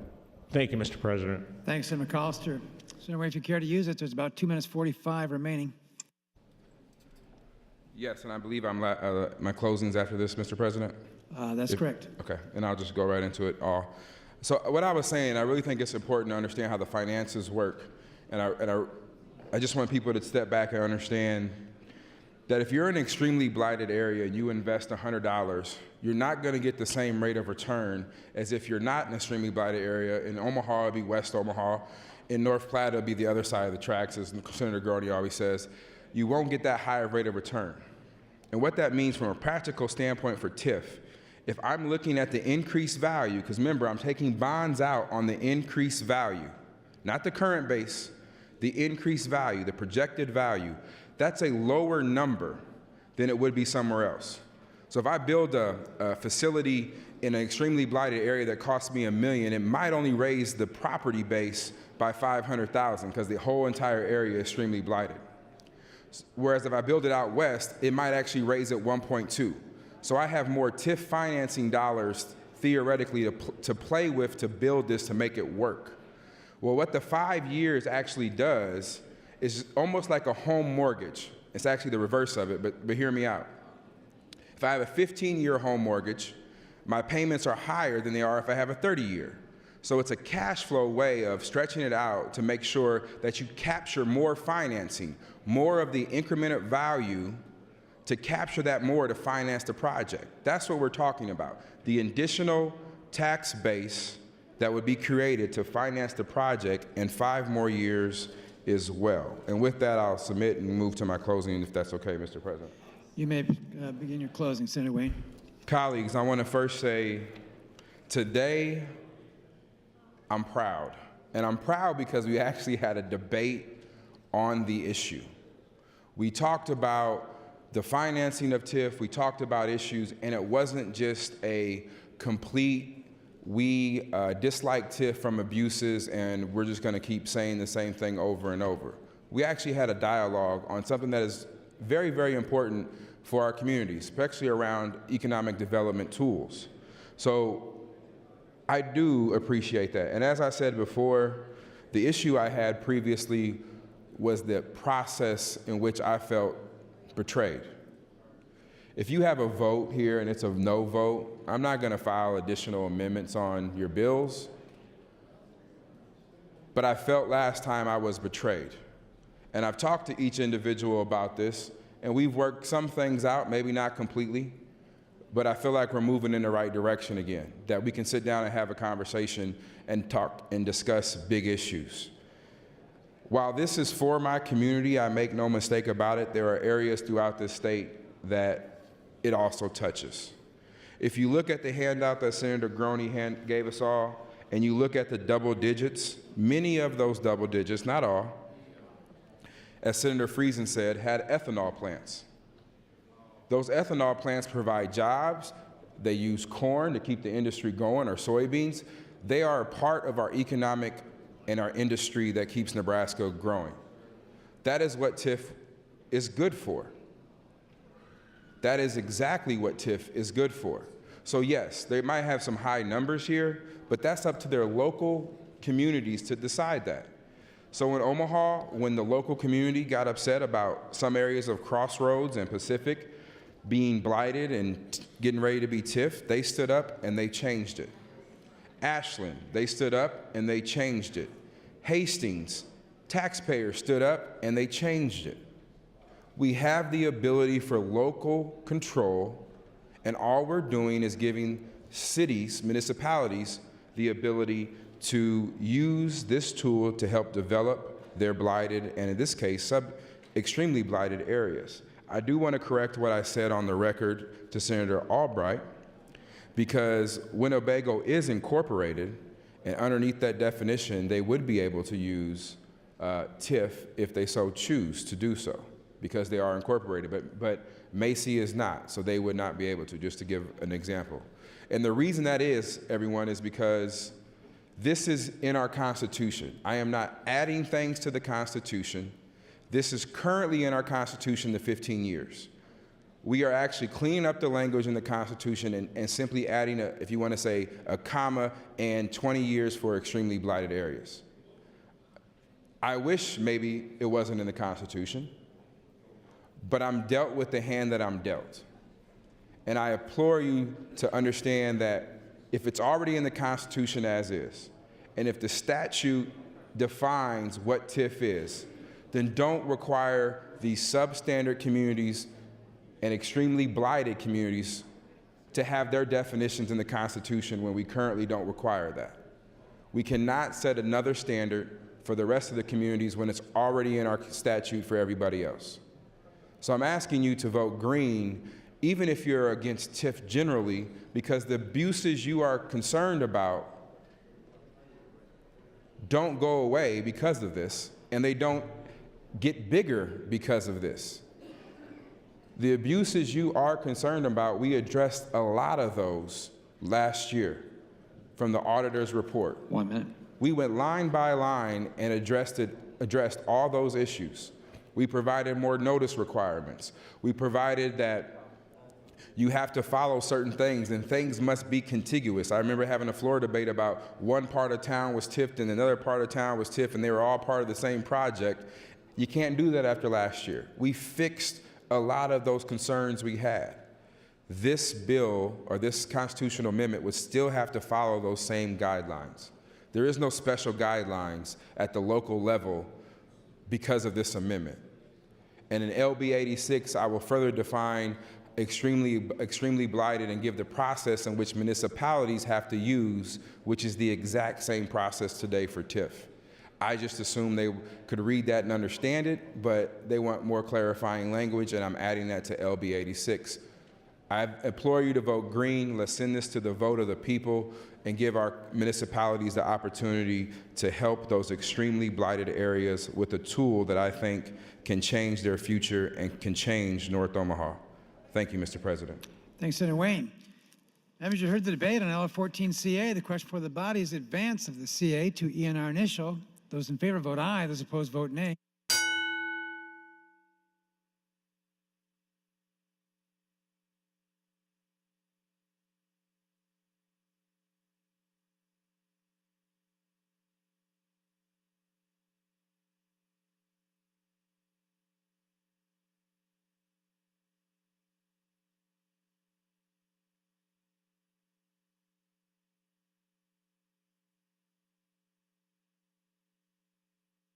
Have you all voted care to?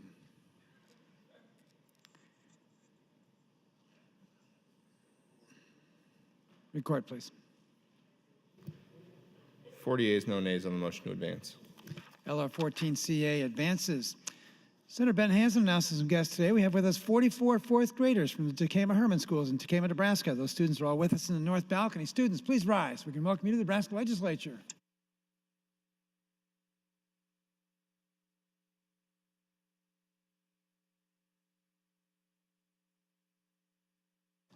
Items for the record, Mr. Clerk. Thank you, Mr. President. The Health and Human Services Committee provides notice of committee hearings. And Legislative Resolution 79, introduced by Senator Breezy. That'll be read and laid over. That's all I have at this time. Thank you, Mr. Clerk. Proceeding on the agenda to General File 2019 Speaker Priority Bill. Mr. Clerk.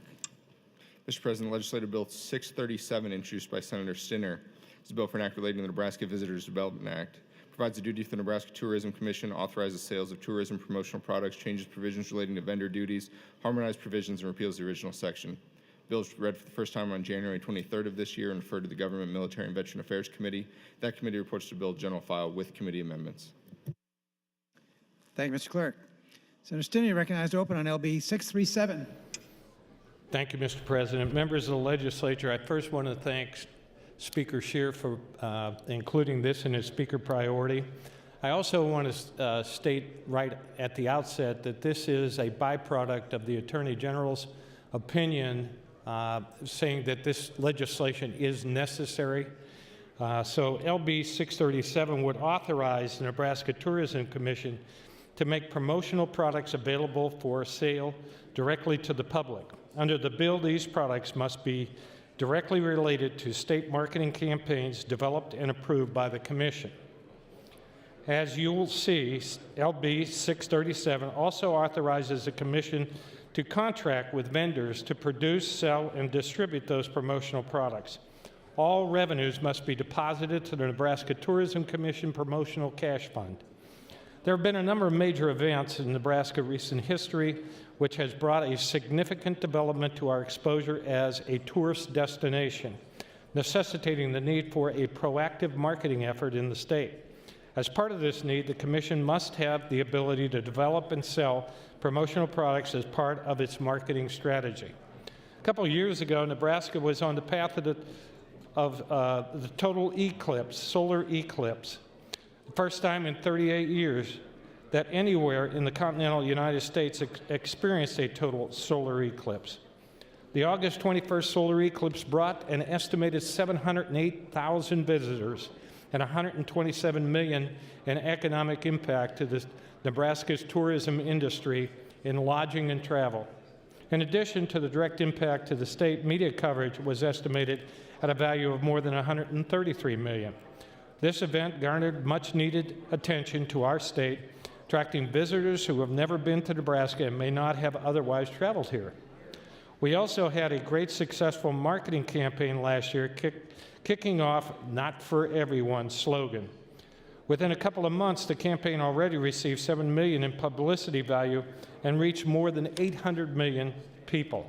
The state can expect to receive continual momentum from recent developments, and with such success comes a need to further develop and marketing efforts to match that need. That's why LB 637 is an essential tool for the Commission to bring growth to our tourism industry.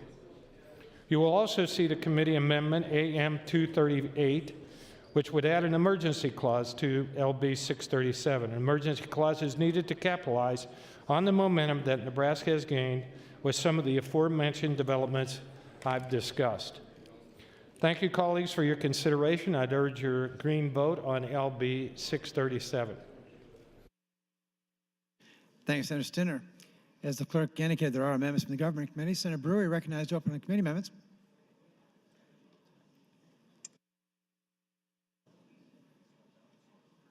Is Senator Brewer on the floor?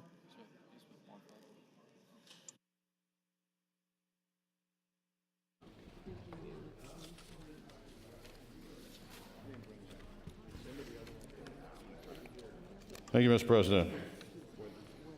I'm going to blame that one on Senator Moorfield. He distracted me.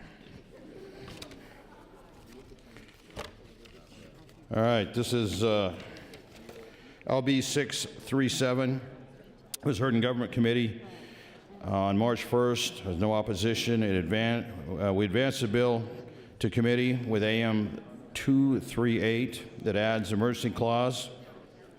This is to allow the Tourism Commission to start taking sales of the promotional items as soon as possible. Encourage everyone to adopt the committee amendment of AM 238 and vote green on LB 637. Thank you, Mr. President. Thanks, Senator Brewer. Debate is now open on LB 637 and the pending committee amendments. I see no members wishing to speak. Senator Brewer, you recognize to close on the committee amendment. You waive close. The question for the body is the adoption of AM 238 government committee amendments. Those in favor vote aye. Those opposed vote nay.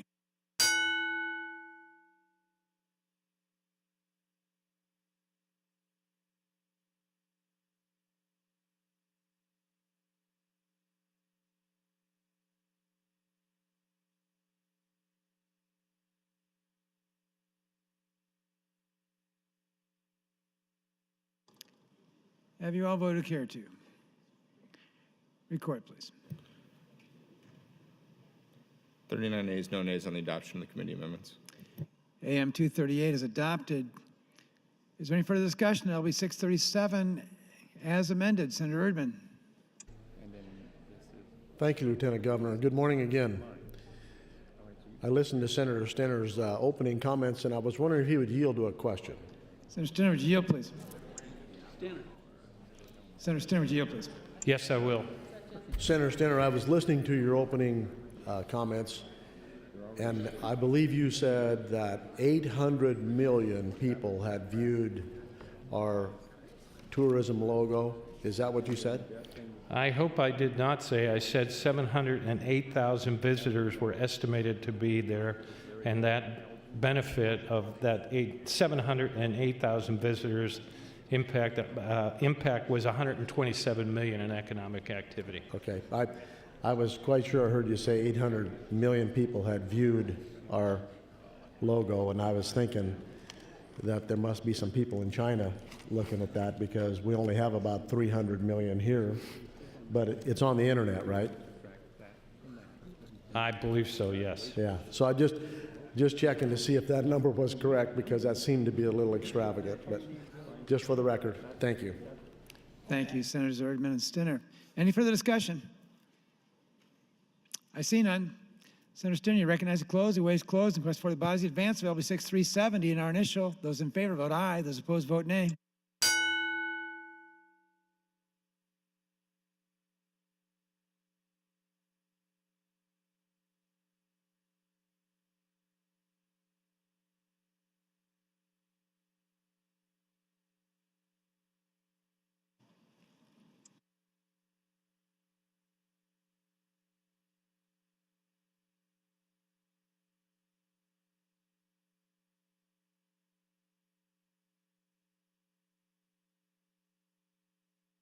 Have you all voted care to?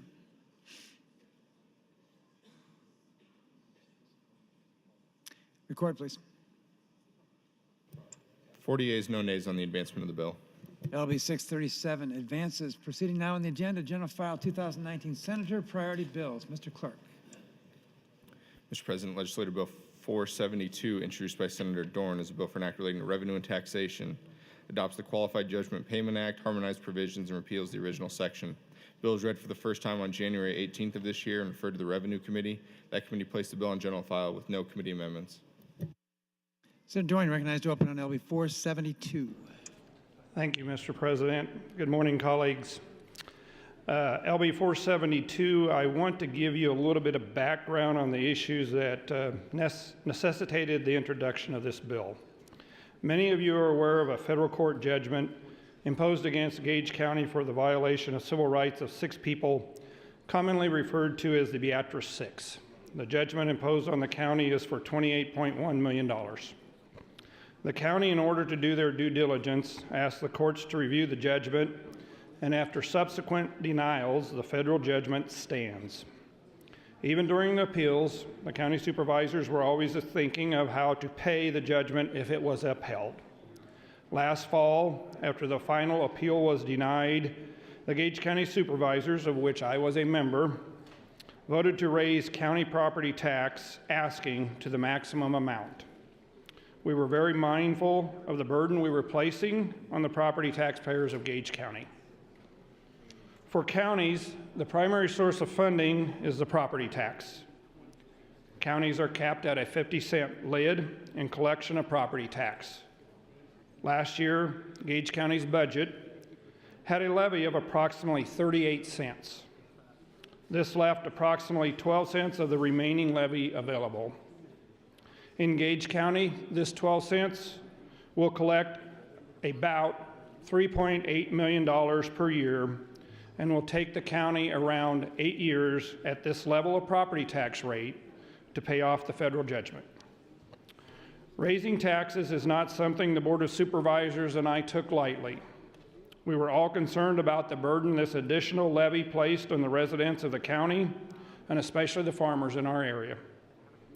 Consider, about 72% of Gage County is non-city land. This rural land is owned by a little more than 25% of the residents of the county.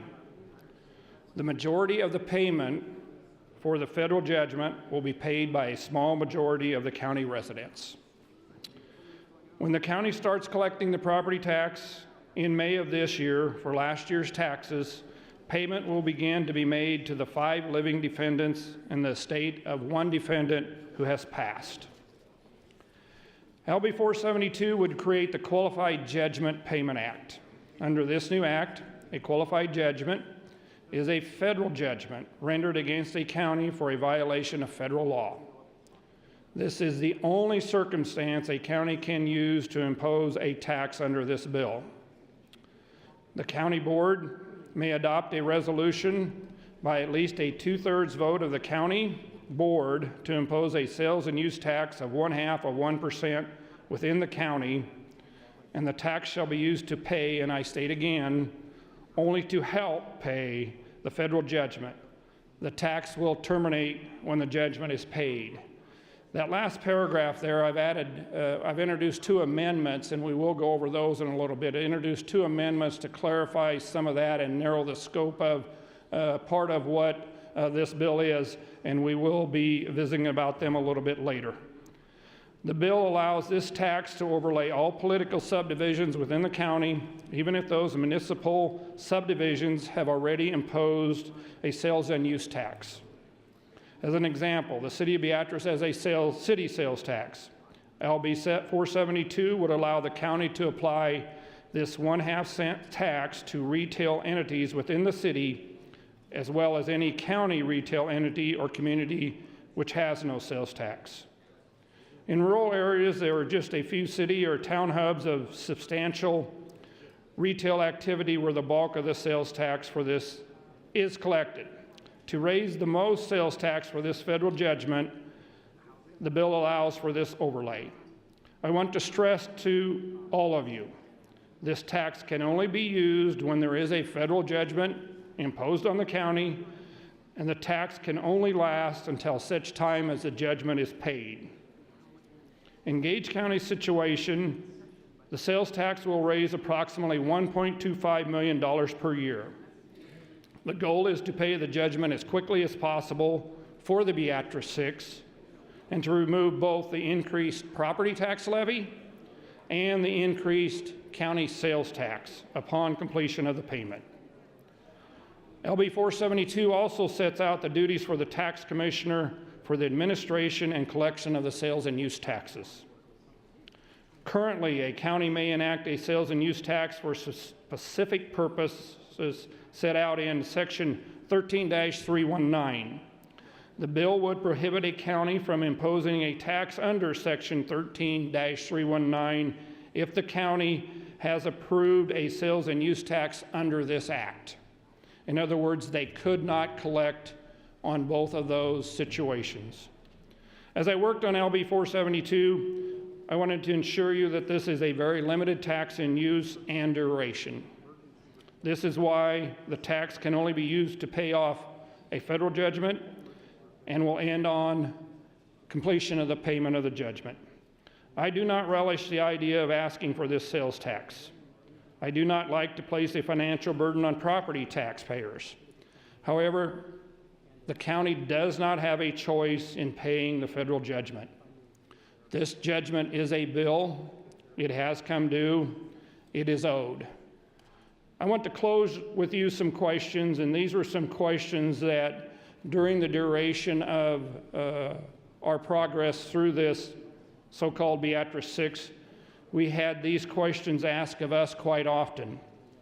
What would you do if your county had a large judgment rendered against it and the only way to pay for it was through property taxes? Would you seek one more way to help pay off the judgment more quickly and ease the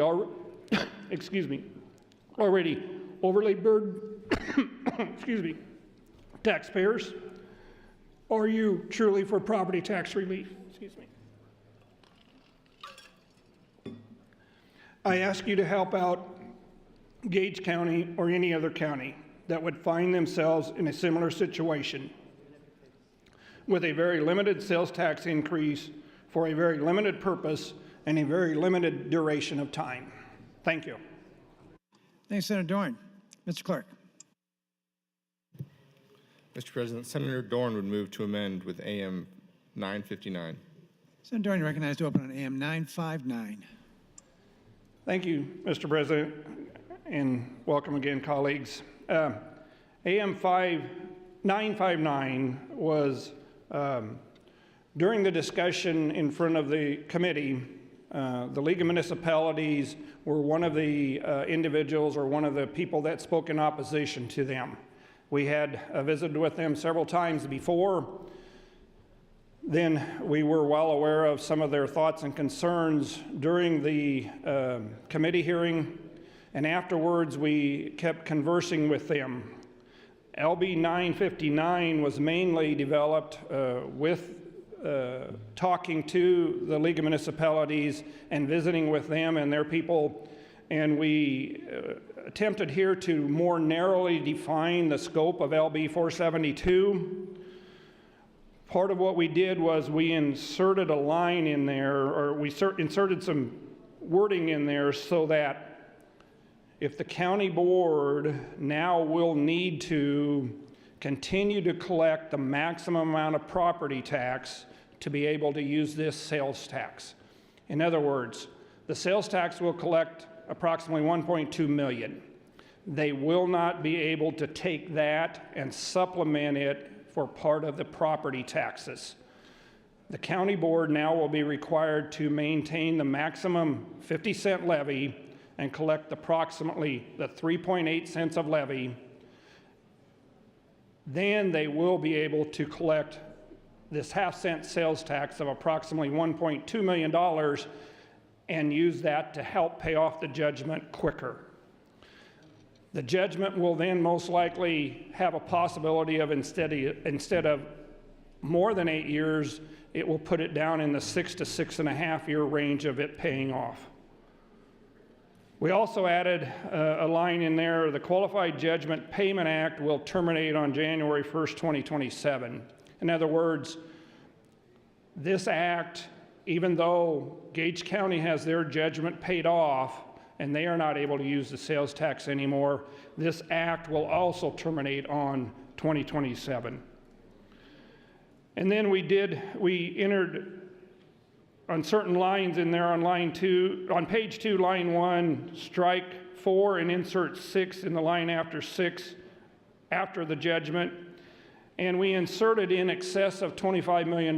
In other words, this judgment now, or to use this for a federal judgment, the judgment has to be greater than $25 million, which that is the case with Gage County.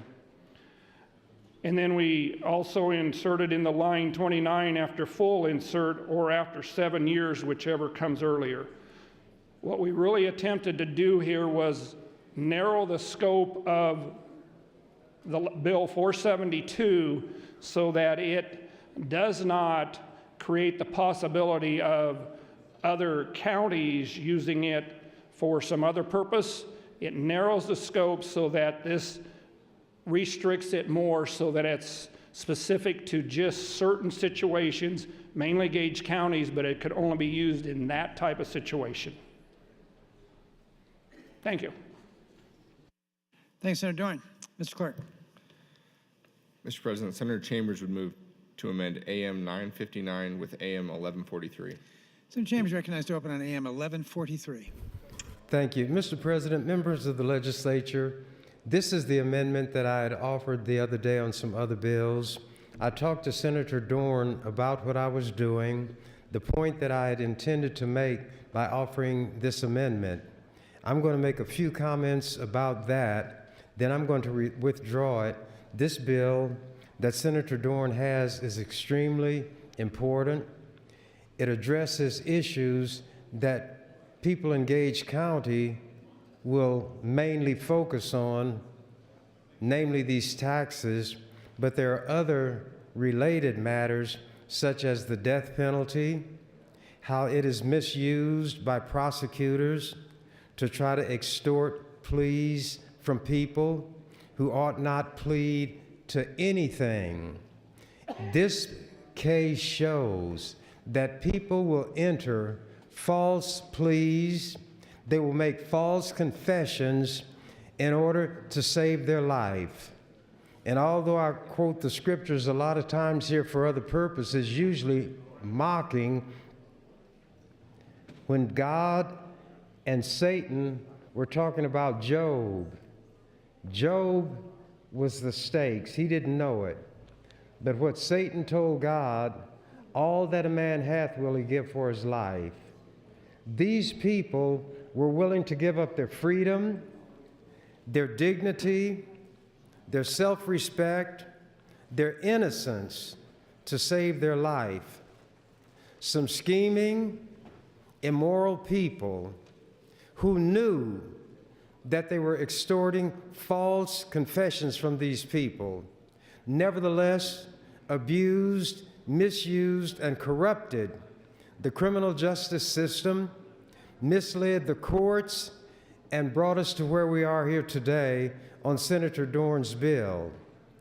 Because the matter is so important, I'm not even going to make comments about the reason I had for offering this amendment that is pending now on several bills, except to say that these offerings by me were triggered by things done by members on this floor, which I deem to be unethical and dishonest and misleading. That's all that I will say on that aspect of it. I will support what Senator Dorn is trying to do. I have not thought in terms of these people who are going to be paying these taxes. They're citizens of the city and the county, and that's a part of being a citizen. But when Governor Ricketts and his daddy put up almost $500,000 to reinstate the death penalty, the people in Senator Dorn's county voted to reinstate the death penalty. That's what brought them to where they are now. People's emotions are played on. They don't believe that the system is corrupt in a lot of instances, that prosecutors will behave in an unethical and I feel criminal manner. They are even willing to sacrifice people's lives when they know those people are innocent. Blackstone, whose name is famously connected with the law, development of certain principles, said that it was preferable that 100 guilty persons escape punishment than that one innocent person suffered. 6 innocent persons suffered. The irony of this case, the irony of life, is that the man who maintained his innocence throughout is the one who died. After extorting these pleas from everybody else so that they could escape the death penalty was sought against Mr. White, who held out and whom the prosecutors knew was innocent. The judge concluded that since deals had been made with all these other people, there's no way this man would be sentenced to death. But suppose he had been. With the governor that you've got, the attorney general that you've got, they would have violated federal law to obtain drugs which are illegal to carry out an execution of an innocent man. This is probably more troubling to me than anybody else on this floor, because I've thought about the death penalty, its corrupting influence on society, on the law, on judicial processes, and this is one of the worst cases in the history of this country where 6 people at one fell swoop, all innocent, 5 of them had a guilty plea extorted from them in exchange for having the threat of the state taking their life removed. Before my time runs out on this point that I'm speaking, I would like to withdraw that pending amendment that I had placed on the desk. AM 1143 is withdrawn.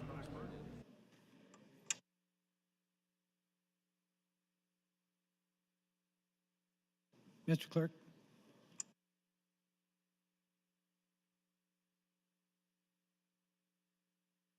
Very good.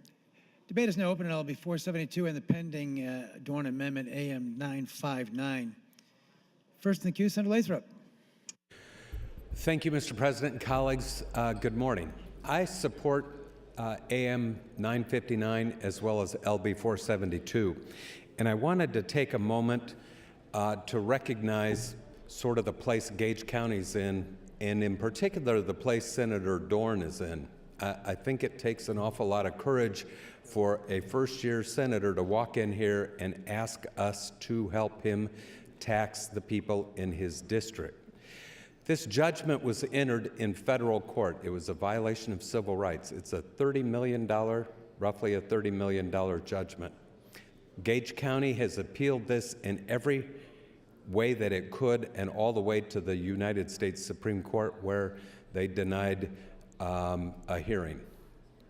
There is no further process for this judgment. This judgment is now affixed to Gage County, and they need a solution. Senator Dorn has introduced LB 472. There was also a bill introduced into Judiciary Committee, and I'll talk about that in just a second, all designed to help Gage County satisfy a judgment for $30 million, and there are no further appeals. Gage County has, and the citizens of this district have raised their property taxes. They now want to impose a sales tax. I would suggest to you that they have no other opportunity or no other alternative than to do exactly what Senator Dorn's asking for today. I think this bill, as well as the amendment, deserves our support.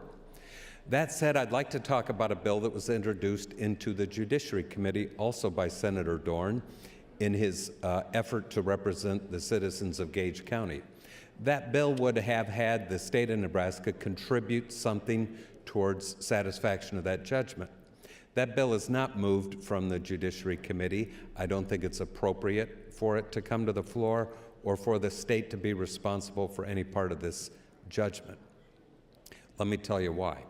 Because I'm confident some of the board members who have a difficult vote ahead of themselves after this bill becomes law are watching today. I've had emails from them, and I would like them to understand why the Judiciary Committee is not advancing Senator Dorn's other bill, or why the state isn't going to be responsible for any portion of this judgment. There are those things that are county responsibilities, and this, I believe, is one of them. If we were to involve ourselves in the satisfaction of this judgment, then we would have the Omaha Public Schools rightly saying, you help satisfy a judgment in Gage County, help us out with our retirement account, throw some state money in there. That's not going to happen. We've also had a federal mandate in Omaha to separate our sewers. That's I think, $1 billion project that the state and the citizens of Omaha are going to have to absorb. We'd love an opportunity for the state to participate in the cost of that, but that's not how it works. So that bill that Senator Dorn offered, as well-intentioned and as thoughtful as it is not something that's going to come to the floor. You won't have an opportunity to consider it, because I don't believe the Judiciary Committee sees that as an option for the state to participate in this judgment. We were not responsible for it. We certainly had a number of arguments during Senator Dorn's bill about why they thought many people in Gage County think the death penalty and the fact that we have a death penalty is one of the reasons this judgment was ultimately entered against Gage County. But in terms of a direct relationship between the state and this judgment, I don't think it exists. I don't think the state has a responsibility, but I do think this body has a responsibility to give Senator Dorn and the folks in Gage County the tools they need to satisfy this judgment, because there's only one thing you can do, and that's satisfy it as well as you can. This and their property tax efforts, I think, get that done over 6 or so years, and this bill deserves our support. Thank you. Thanks, Senator Lathrop. Senator Breezy. Thank you, Mr. President. Good morning, colleagues. I rise today to support LB 472, and I'll comment on the amendment here after a bit. Obviously, there's a few ways that this debt can be addressed at the local level. County can chip away at the current rate, relying on property taxes to do it. I think Senator Dorn had a bill to allow the county to borrow those dollars from the state, but relying on property taxpayers to repay that debt. Or we can allow the mechanism here in 472, which I believe is a fairer, more balanced, more equitable method of repaying this debt.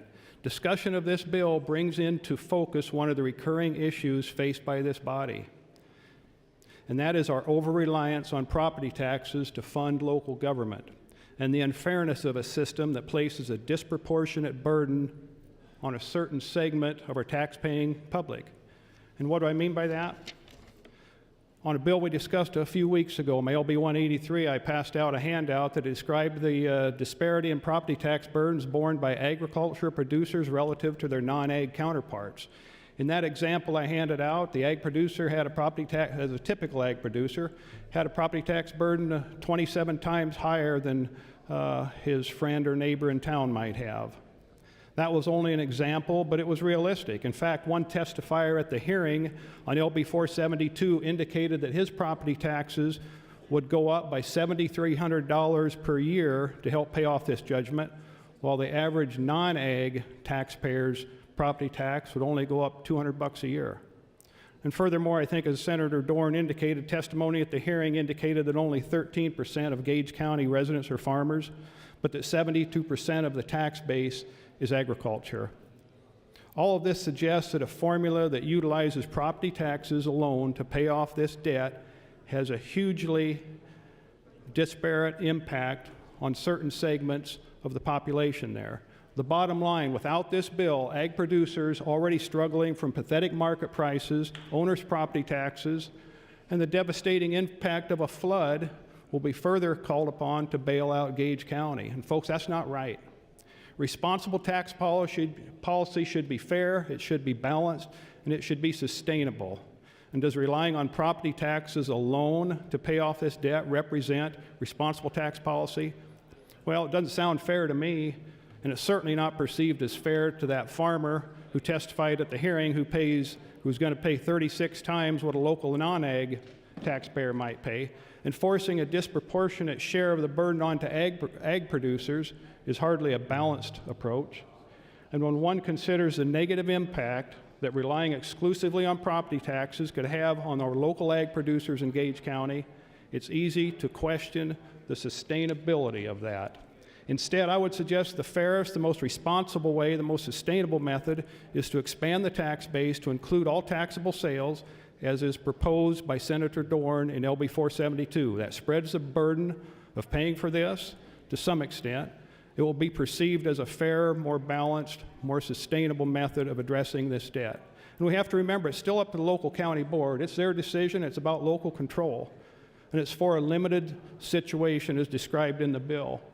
As for the amendment, I don't know if I support requiring the maximum property tax levy as required by AM 959 just to pay this off a year and a half sooner. But at the end of the day, I think I'll defer to Senator Dorn's judgment on that. Thank you, Mr. President. Thank you, Senator Breezy. Speaker Scheer announces some guests visiting today. We have with us 6 Ukrainians and plus their interpreter from a group called the Open World Leadership Center. They're hosted by the Heartland Family Service Group in Omaha, Nebraska. Those guests are all with us in the north balcony. If those guests could please rise, I'd like to welcome you to the Nebraska Legislature.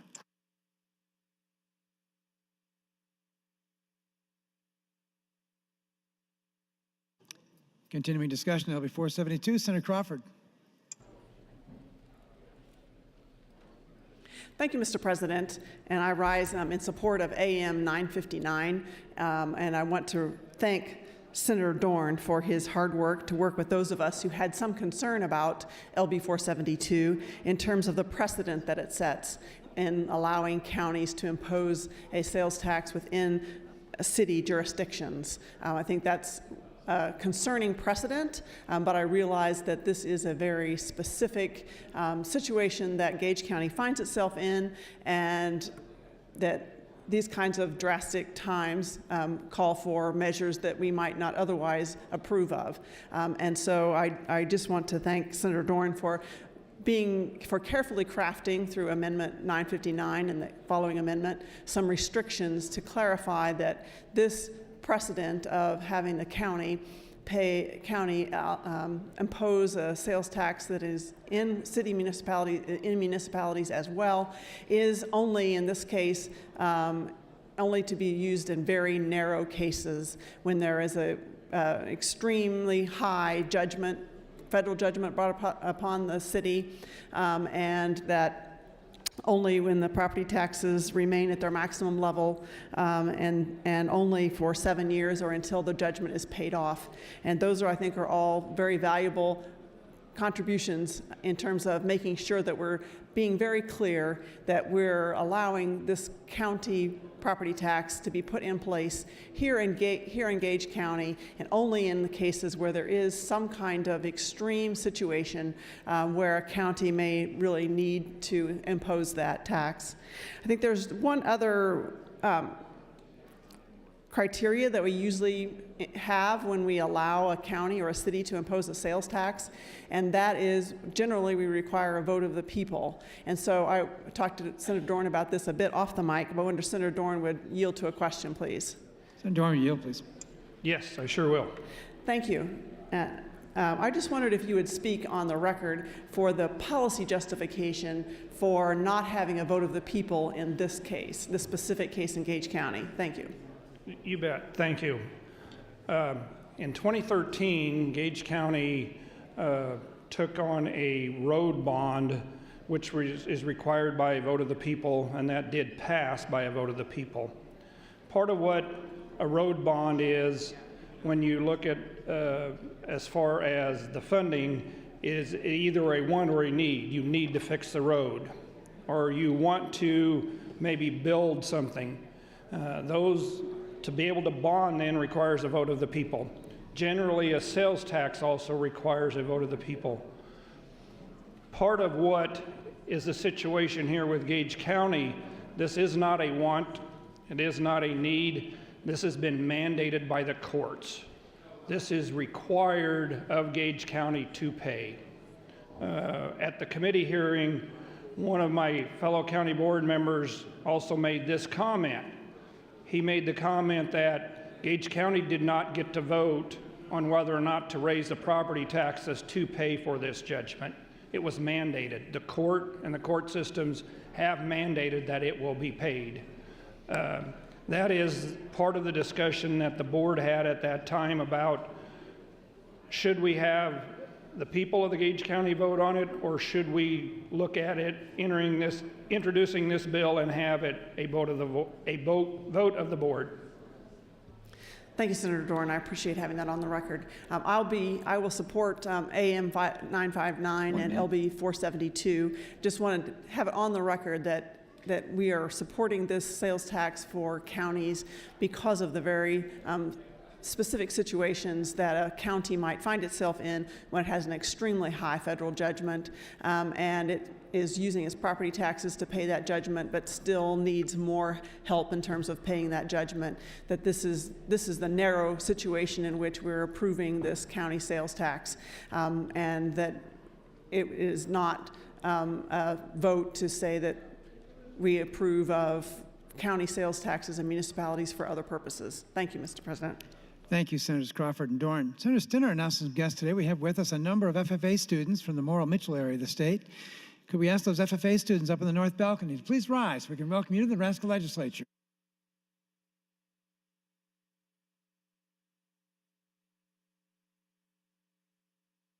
Continuing discussion, Senator Albright. Thank you, President Foley. Colleagues, I just rise today to support LB 472 and AM 595. I too sat as a county commissioner for 4 years in Sarpy County. I can't imagine a travesty like this happening in any one of our counties.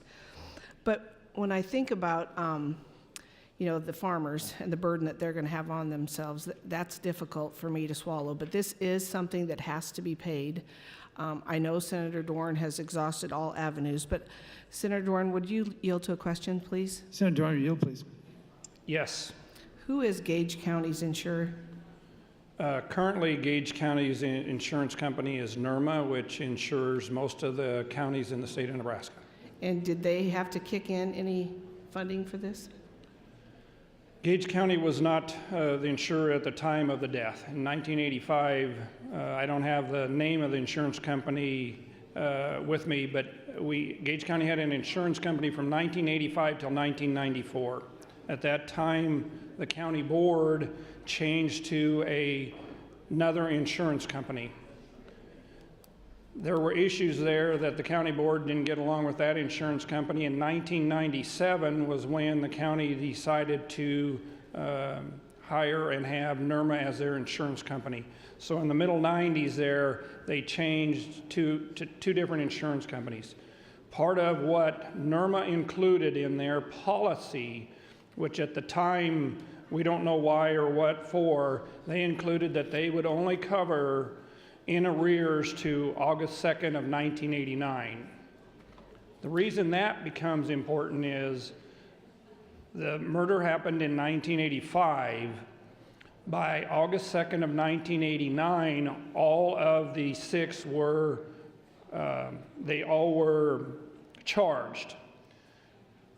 Only two of them, either two or three were at that time sentenced. The others were not sentenced. The county has hired an insurance company out of Lincoln and has pursued that in court. Why no insurance? The court has already ruled that that August 2nd, 1989 date is important because they have ruled in NERMA's favor and said as long as they were all charged, NERMA does not have to cover. So as we stand here today and through this whole process that we went through the Beatrice 6, you always heard the comment, Gage County, you have no insurance. That was why through that process in the middle 90s of switching from insurance company to insurance company to insurance company, that line was added in the policy, and therefore, as we stand here today, we have no insurance companies. There still are two ongoing court cases trying to maybe collect some insurance. If there is insurance collected on any part of that or from any of the policyholders, that will also be used to pay this judgment off, which then would be paid off quicker. Okay, thank you. I just want that for the record. Thank you. Thank you, Senators Albright and Dorn. Senator Lowe. Thank you, Mr. President. LB 472 causes me some concern. I understand what Senator Dorn is trying to accomplish, and I can appreciate the challenge his district and he faces. But the fact that this unique tax could be brought on by a vote of the county board causes me a lot of heartburn. 5 members of a county board can raise your taxes. Only 5. And I know that he has got this cranked down pretty tight so that it would be for pretty much this one specific purpose. But it's still 5 people. I view this new tax much the same way that I would view a levy override. And so I believe this bill should be amended so the taxing decision goes to the vote of the people on the affected county. Senator Dorn and I discussed this yesterday, and I know he was going to spend some time thinking about it if he could support it or change that. And I know he was going to try to contact some people. And so I appreciate his effort. Since our conversation just happened yesterday, I'm not going to vote on this bill today, nor will I speak on it again during general file. I am confident that Senator Dorn and I will discuss this bill sometime between general file and select file to see if there can be some compromise. And Senator Dorn, I truly appreciate what you're doing, and I believe this is the one reason why you came down here, is to get relief for your county. And I want to thank you for that. I want to thank you for being here and having your county your main concern. Thank you, Mr. President. Thank you, Senator Lowe. Senator Erdman. Thank you, Lieutenant Governor. Good morning again. Senator Dorn, I, as you, have served as a county commissioner, and I understand there's probably not another elected position one can have that's more accessible to the public. I get that. And I'm not trying to say that I feel your pain, but I understand somewhat the dilemma that you found yourself in. In 2009, our county assessor was doing things that were inappropriate, and we had to do a whole county reevaluation. And I found myself having to find $500,000 to make up for a new evaluation of our county property. Now, $500,000 is not $30 million, but it was difficult when we had no cash reserve. So it's a difficult position, and I appreciate you bringing this to us and allowing us to understand your dilemma and how we can try to fix it. But you and I had a short conversation off the mic, and I have a couple of questions that I'd like to ask you if you would yield. Senator Dorn, yield, please. I would be glad to. Thank you, Senator. So you had mentioned in your opening remarks that your mill levy was 38 mills, and then you raised your mill levy. Did you raise it the full 12 mills? Because of the judgment and because of the way state statutes are, we could raise to 50 cents the full mill levy that's allowed under our 4 counties, which is the other approximately 12 cents. It was just, we had in the budget just short of 12 cents left to raise it, and we did raise it the full amount. Okay, so then you could only raise it 2.5% per year, or how did you get around some of those stipulations on your budget increases? That's a good question, because counties are also limited by a 2.5% increase each year, or by a supermajority vote of the board, another percent increase would be 3.5%. We originally, as a board, thought that was how we could come about paying this judgment off. Okay. We found out, though, that no, that is not the case. There are 9 exemptions in state statutes for paying off judgments. One of those exemptions is the 50-cent levy lid. So that was the one that we had to use. We were exempted under the 2.5% yearly increase, but we were required in state statute to go to the maximum 50 cents. Okay. So your county, and you mentioned you were a supervisor, is your county a township form of government? Yes, it is. So there were 7 of you? There are 7 board members. Yeah, so that, Senator Lowe, that's a little different because on our township form of government, it's 7. So you said earlier that you're going to raise about $1.25 million a year. Was that from the property tax increase? No, that is from this proposed half-cent sales tax. The property tax, the 12 cents of levy, based on the valuation in Gage County, will raise right at $3.8 million a year on property taxes, from property taxes. So the two together are going to be about $5 million? If this passes, then this would be in addition to the $3.8 million. This would be about $2 million and roughly raise $5 million. So what that essentially will do will pay the judgment off quicker. Okay, so in the judgment that was placed against your county, do you have to pay interest on that? Yes, the county is required to pay interest on this. So it's a $28.5 million settlement? $28.1 million plus approximately $2 million in lawyer fees. 1 minute. Because $1 was awarded, you also had to pay all the plaintiff's lawyer fees. So it's a little over $30 million. Does the $30 million include the interest that will accumulate? No, the interest rate was set by the federal court, and that will come out to approximately in the neighborhood of $1 million. So when you do that, So when that is done, then you will drop the sales tax. Yes. Do you have a county sales tax now? No, the county does not have a sales tax. Okay. Cities thank you. in the county do, but not the county. Yeah, I understand. Thank you. Thank you, Senators Erdman and Dorn. Senator Brandt. Thank you, Mr. Lieutenant Governor. I'd like to thank Senator Dorn for bringing this bill. I'd like to thank Senator Breezy and Lathrop for their comments. I rise in support of LB 472. As it currently sits, only 25% of the taxpayers in Gage County, specifically the property taxpayers, must pay this federal judgment. This bill spreads the tax load over everyone who pays sales tax in Gage County and will decrease the long-term burden in Gage County for the property taxpayers. Would Senator Dorn yield for a question? Senator Dorn, yield, please. Yes. Senator Dorn, could you tell me on this judgment today what you anticipate the average home and irrigated quarter section to go up in taxes?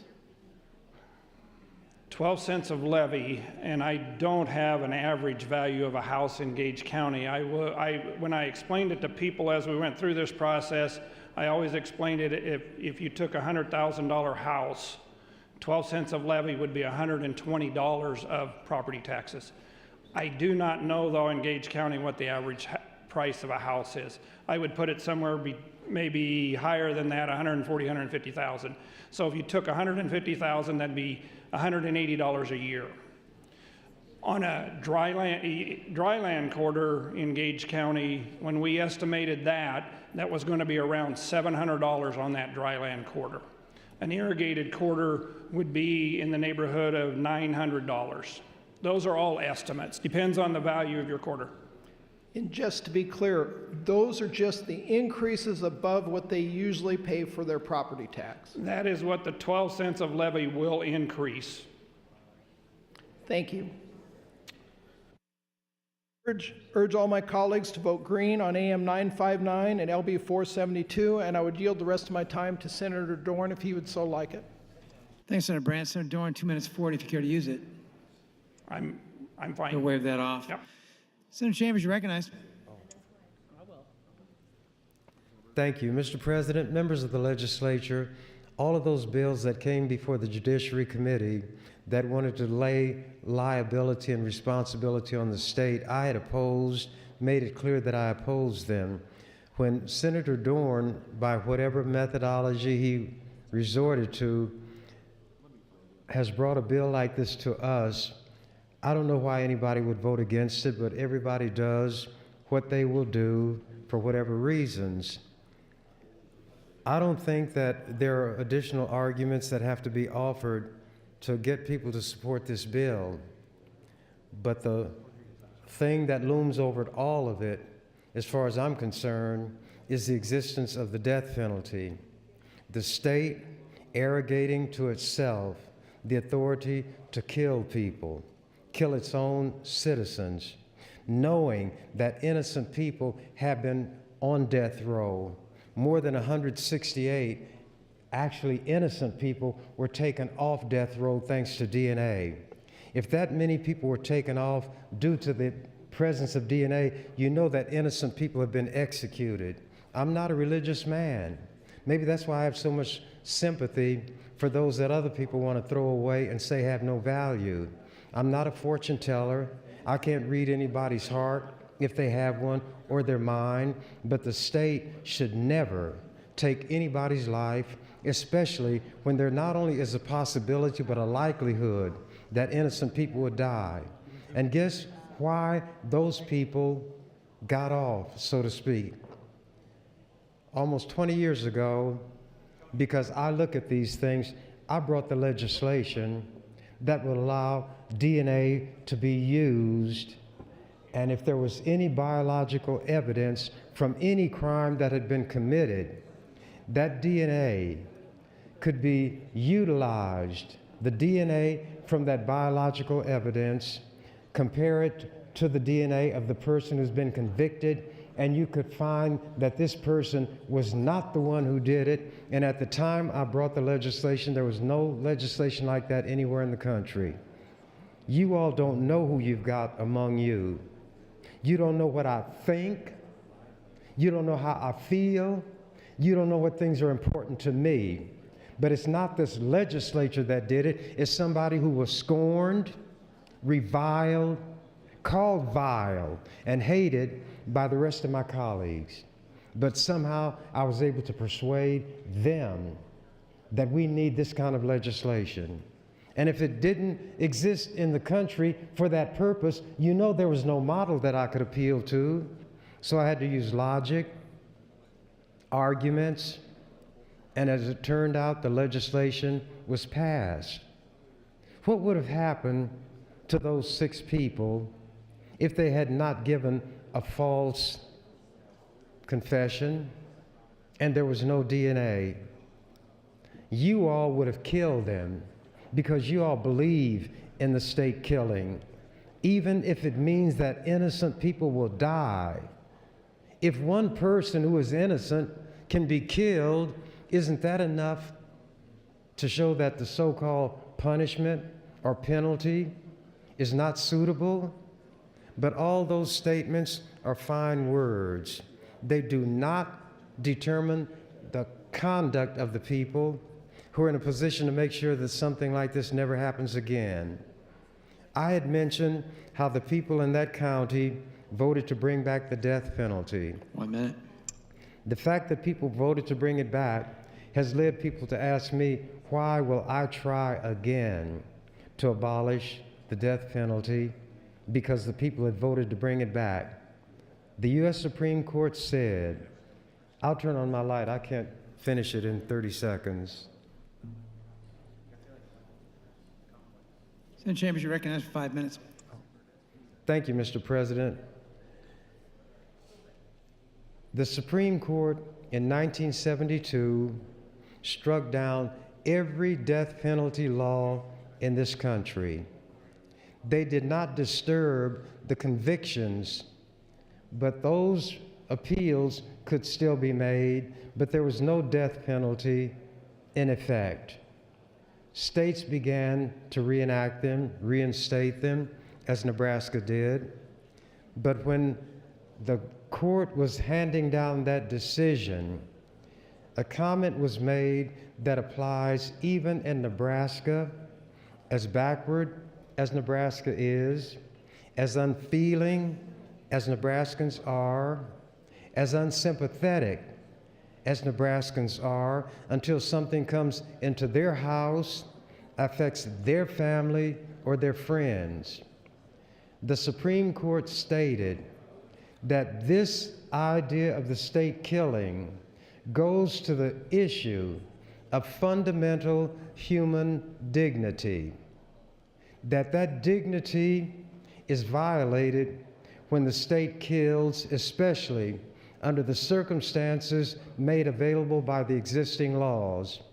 They said that the ones who get the death penalty are the poor, the unpopular, racial, ethnic minorities. And if the practices that were levied against those people were applied across the board to everybody similarly situated, then you wouldn't have a death penalty. No rich person has ever suffered the death penalty in this country. Wealthy people in this state have committed murder, but not one faced the death penalty. The Supreme Court said this issue goes to such a fundamentally important aspect of human dignity and justice that it is not to be settled by popularity contests, by opinion polls, or by elections. And what people want to tell me is that people voted a certain way, therefore I should accept the way they voted. Would you want them to vote and say you can be a slave because a majority said you should be a slave? Would you want to have to give a man favors if you're a woman because a majority of those voting said that a woman has to do that? Some things are not subject to be resolved by a popularity contest or an election. And no election, no vote is going to determine how I feel and will act when it comes to a matter of basic, fundamental human dignity. And the reason it means so much to me where other people are involved is because mine has been violated ever since I've been in this world because of my color. I am denied the luxury of human dignity. But because it's withheld from me, I do not say that I want everybody to suffer in the way that I do. I want to do all that I can to make sure that nobody has to wake up in the morning and think what I think, feel what I feel, know what I know, and come to work in a place like this and work harder than anybody else, knowing that it's in vain. Did you say time, Mr. President? 1 minute. I know it's in vain. You all know it's in vain. What I do is a mockery, and it is mocked. But I'm going to keep doing it, and I hope that Senator Dorn will understand that my words are not directed at him, except to give him credit for it is within his hands to persuade this body to do what now should be done, whether we like it or not. We have to deal with the reality, and I'm going to turn on my light one more time. Senator Chambers, you recognize. Thank you, Mr. President. As you all might be aware, it's not often that I give accolades to a member of this body. But as has been pointed out, there are people in that county who I don't think will be appreciative of having their taxes raised. I'm sure if Senator Dorn could have found an easier, less painful, less politically dangerous methodology, that's what he would have opted for. But he looked at the reality. He felt that something had to be done. So that feeling had to be translated into action, and it brought him into a body such as this legislature, and he was able to achieve the only thing that was, practically speaking, the only thing available to settle that judgment. But I have to touch on something else. The lawyers knew that there was no hope of winning any of those appeals. Their work was easy. Somebody on the outside might say, boy, they had a hard time. No, they didn't. If I know the outcome, and there's only one outcome, it's not hard for me, and I'm making money. The longer I draw this out, the more money I make. Nobody expects me to win. Your county had come back so many times that in one of the hearings before the 8th Circuit, they said, we are very familiar with this case. And the lawyers, I think, verged on unprofessional conduct by having these appeals going nowhere, and would know that they're not going anywhere. But that's water under the bridge, and they will be paid. The Bible said, in the form of a question, why do the wicked grow old and prosper? Well, Senator Lowe, I've satisfied that first part. I have grown old. The prospering may or may not come. But having lived as many years as I have, having spent half of my life in this place, having labored as hard as I have seen the kind of people who need help, and we could give help and we chose not to do it, is a strain. And I think it takes a special kind of creature. I'm not going to say a man couldn't do what I've done. A special type of creature or being to exist that many years, to be rebuffed that many times by the very people who are helped most and continue to do it.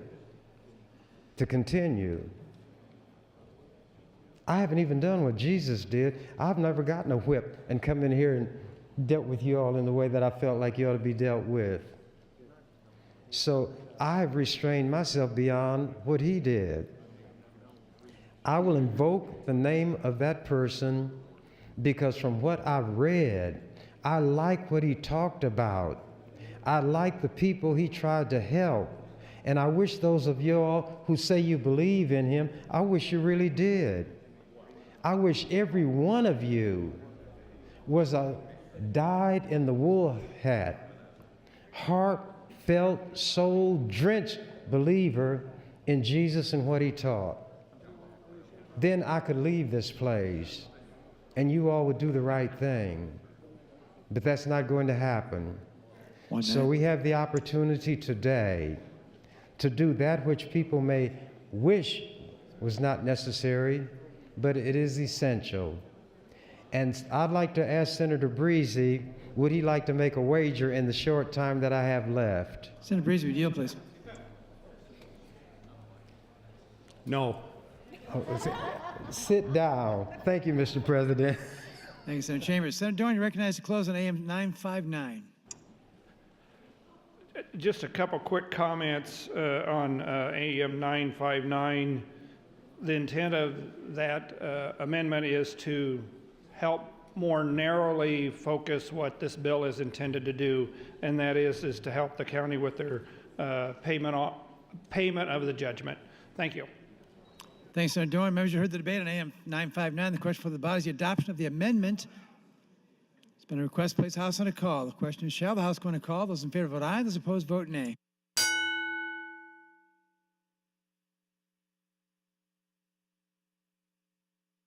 Record, please. 27 ayes, 3 nays, place the House under call. House on a call. All members, please return to your desk. Check in. The House is under call.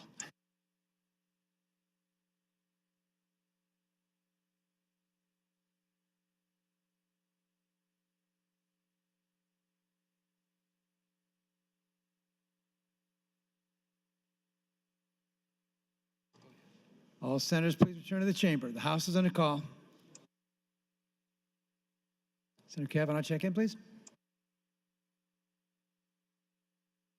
Senator Wayne, check in, please. Senators Groney, please check in.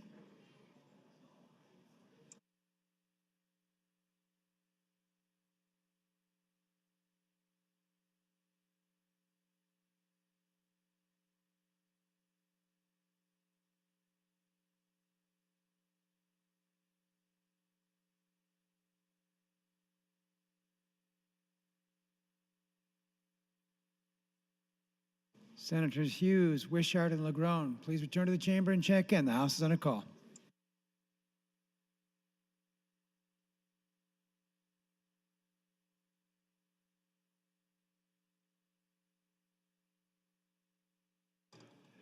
Very good. Senator Dorn has authorized us to proceed. The question for the body is the adoption of AM 959. Those in favor vote aye. Those opposed vote nay.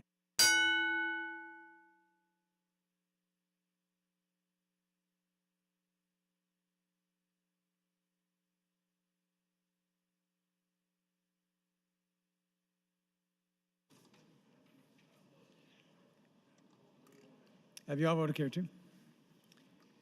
Record, please. 47 ayes, no nays on the adoption of the amendment. AM 959 is adopted. I raise the call. Is there any further discussion on LB 472? Oh, excuse me, Mr. Clerk, I think you have an amendment. Mr. President, Senator Dorn would move to amend. We have to take care of.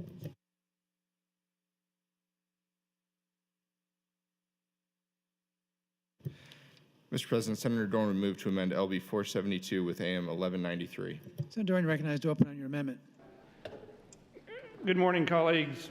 This is just a quick insert of a line into the bill. Visiting with another senator in the last couple days, they were concerned about the clarification of how many votes it took of the body of Gage County. What this would do is, it says the affirmative vote of at least a 2/3 majority of all elected members. In other words, this would require whether you had 5 members at the meeting or 7 members, it still would require 5 yes votes to pass this bill. Thank you. Thanks, Senator Dorn. Is there any discussion on the amendment? I see none. Senator Dorn waives close. The question for the body's adoption of AM 1193. Those in favor vote aye. Those opposed vote nay.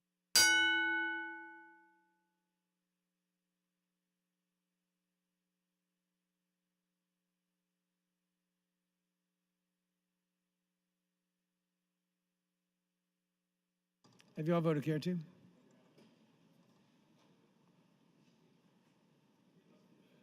Record, please. 45 ayes, no nays on the adoption of the amendment. AM 1193 is adopted. Is there any further discussion on LB 472 as amended? Senator Erdman. Thank you, Lieutenant Governor Foley.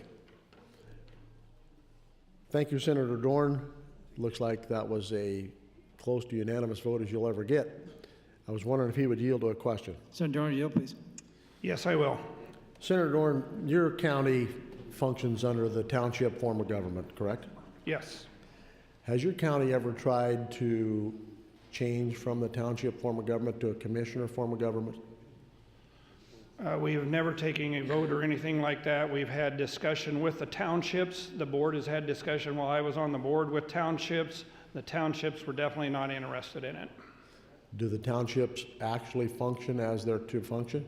Believe it or not, we have 24 townships in Gage County, and outside of 1 or 2 that we sometimes have issues with, they are doing a very, very good job of functioning as townships. Could one say that having the township form of government could be double taxation and duplicative services? I guess that would depend on how you wanted to look at the situation. Sometimes it could be said that way, sometimes not. Yes, they do. They are allowed to collect so much property taxes. If they did not do their duties or their job, though, then that would fall on the county. Do you have any of those situations where you, the county, have to pick up what the township should have been doing? We may have had that a time or two. If it was a very rare situation. I don't recall one while I was on the board, though. Your comment about the functioning of the townships is surprising to me. I've not heard that same comment from other counties who have a township form of government. So I appreciate that information. Thank you. Thank you, Senators Erdman and Dorn. Is there any further discussion on the bill? I see none. Senator Dorn recognizes close on the advance of the bill. He waives close. The question for the body is the advance of LB 472 to E&R initial. Those in favor vote aye. Those opposed vote nay.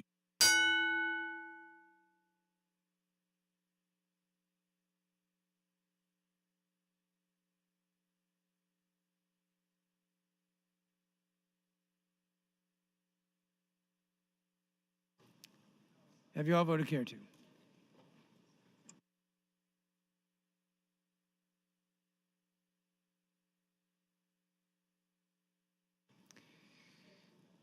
Record, please. I think so. 40 yeas, 1 nay on the advancement of the bill. LB 472 advances.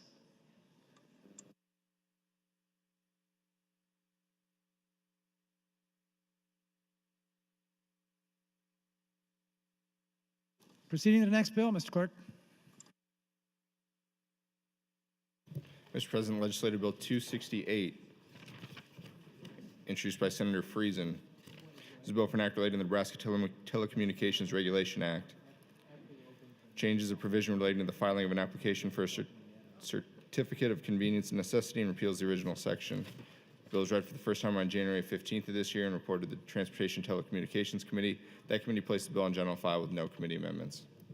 Thank you, Mr. Clerk. Senator Friesen, recognized to open on LB 268.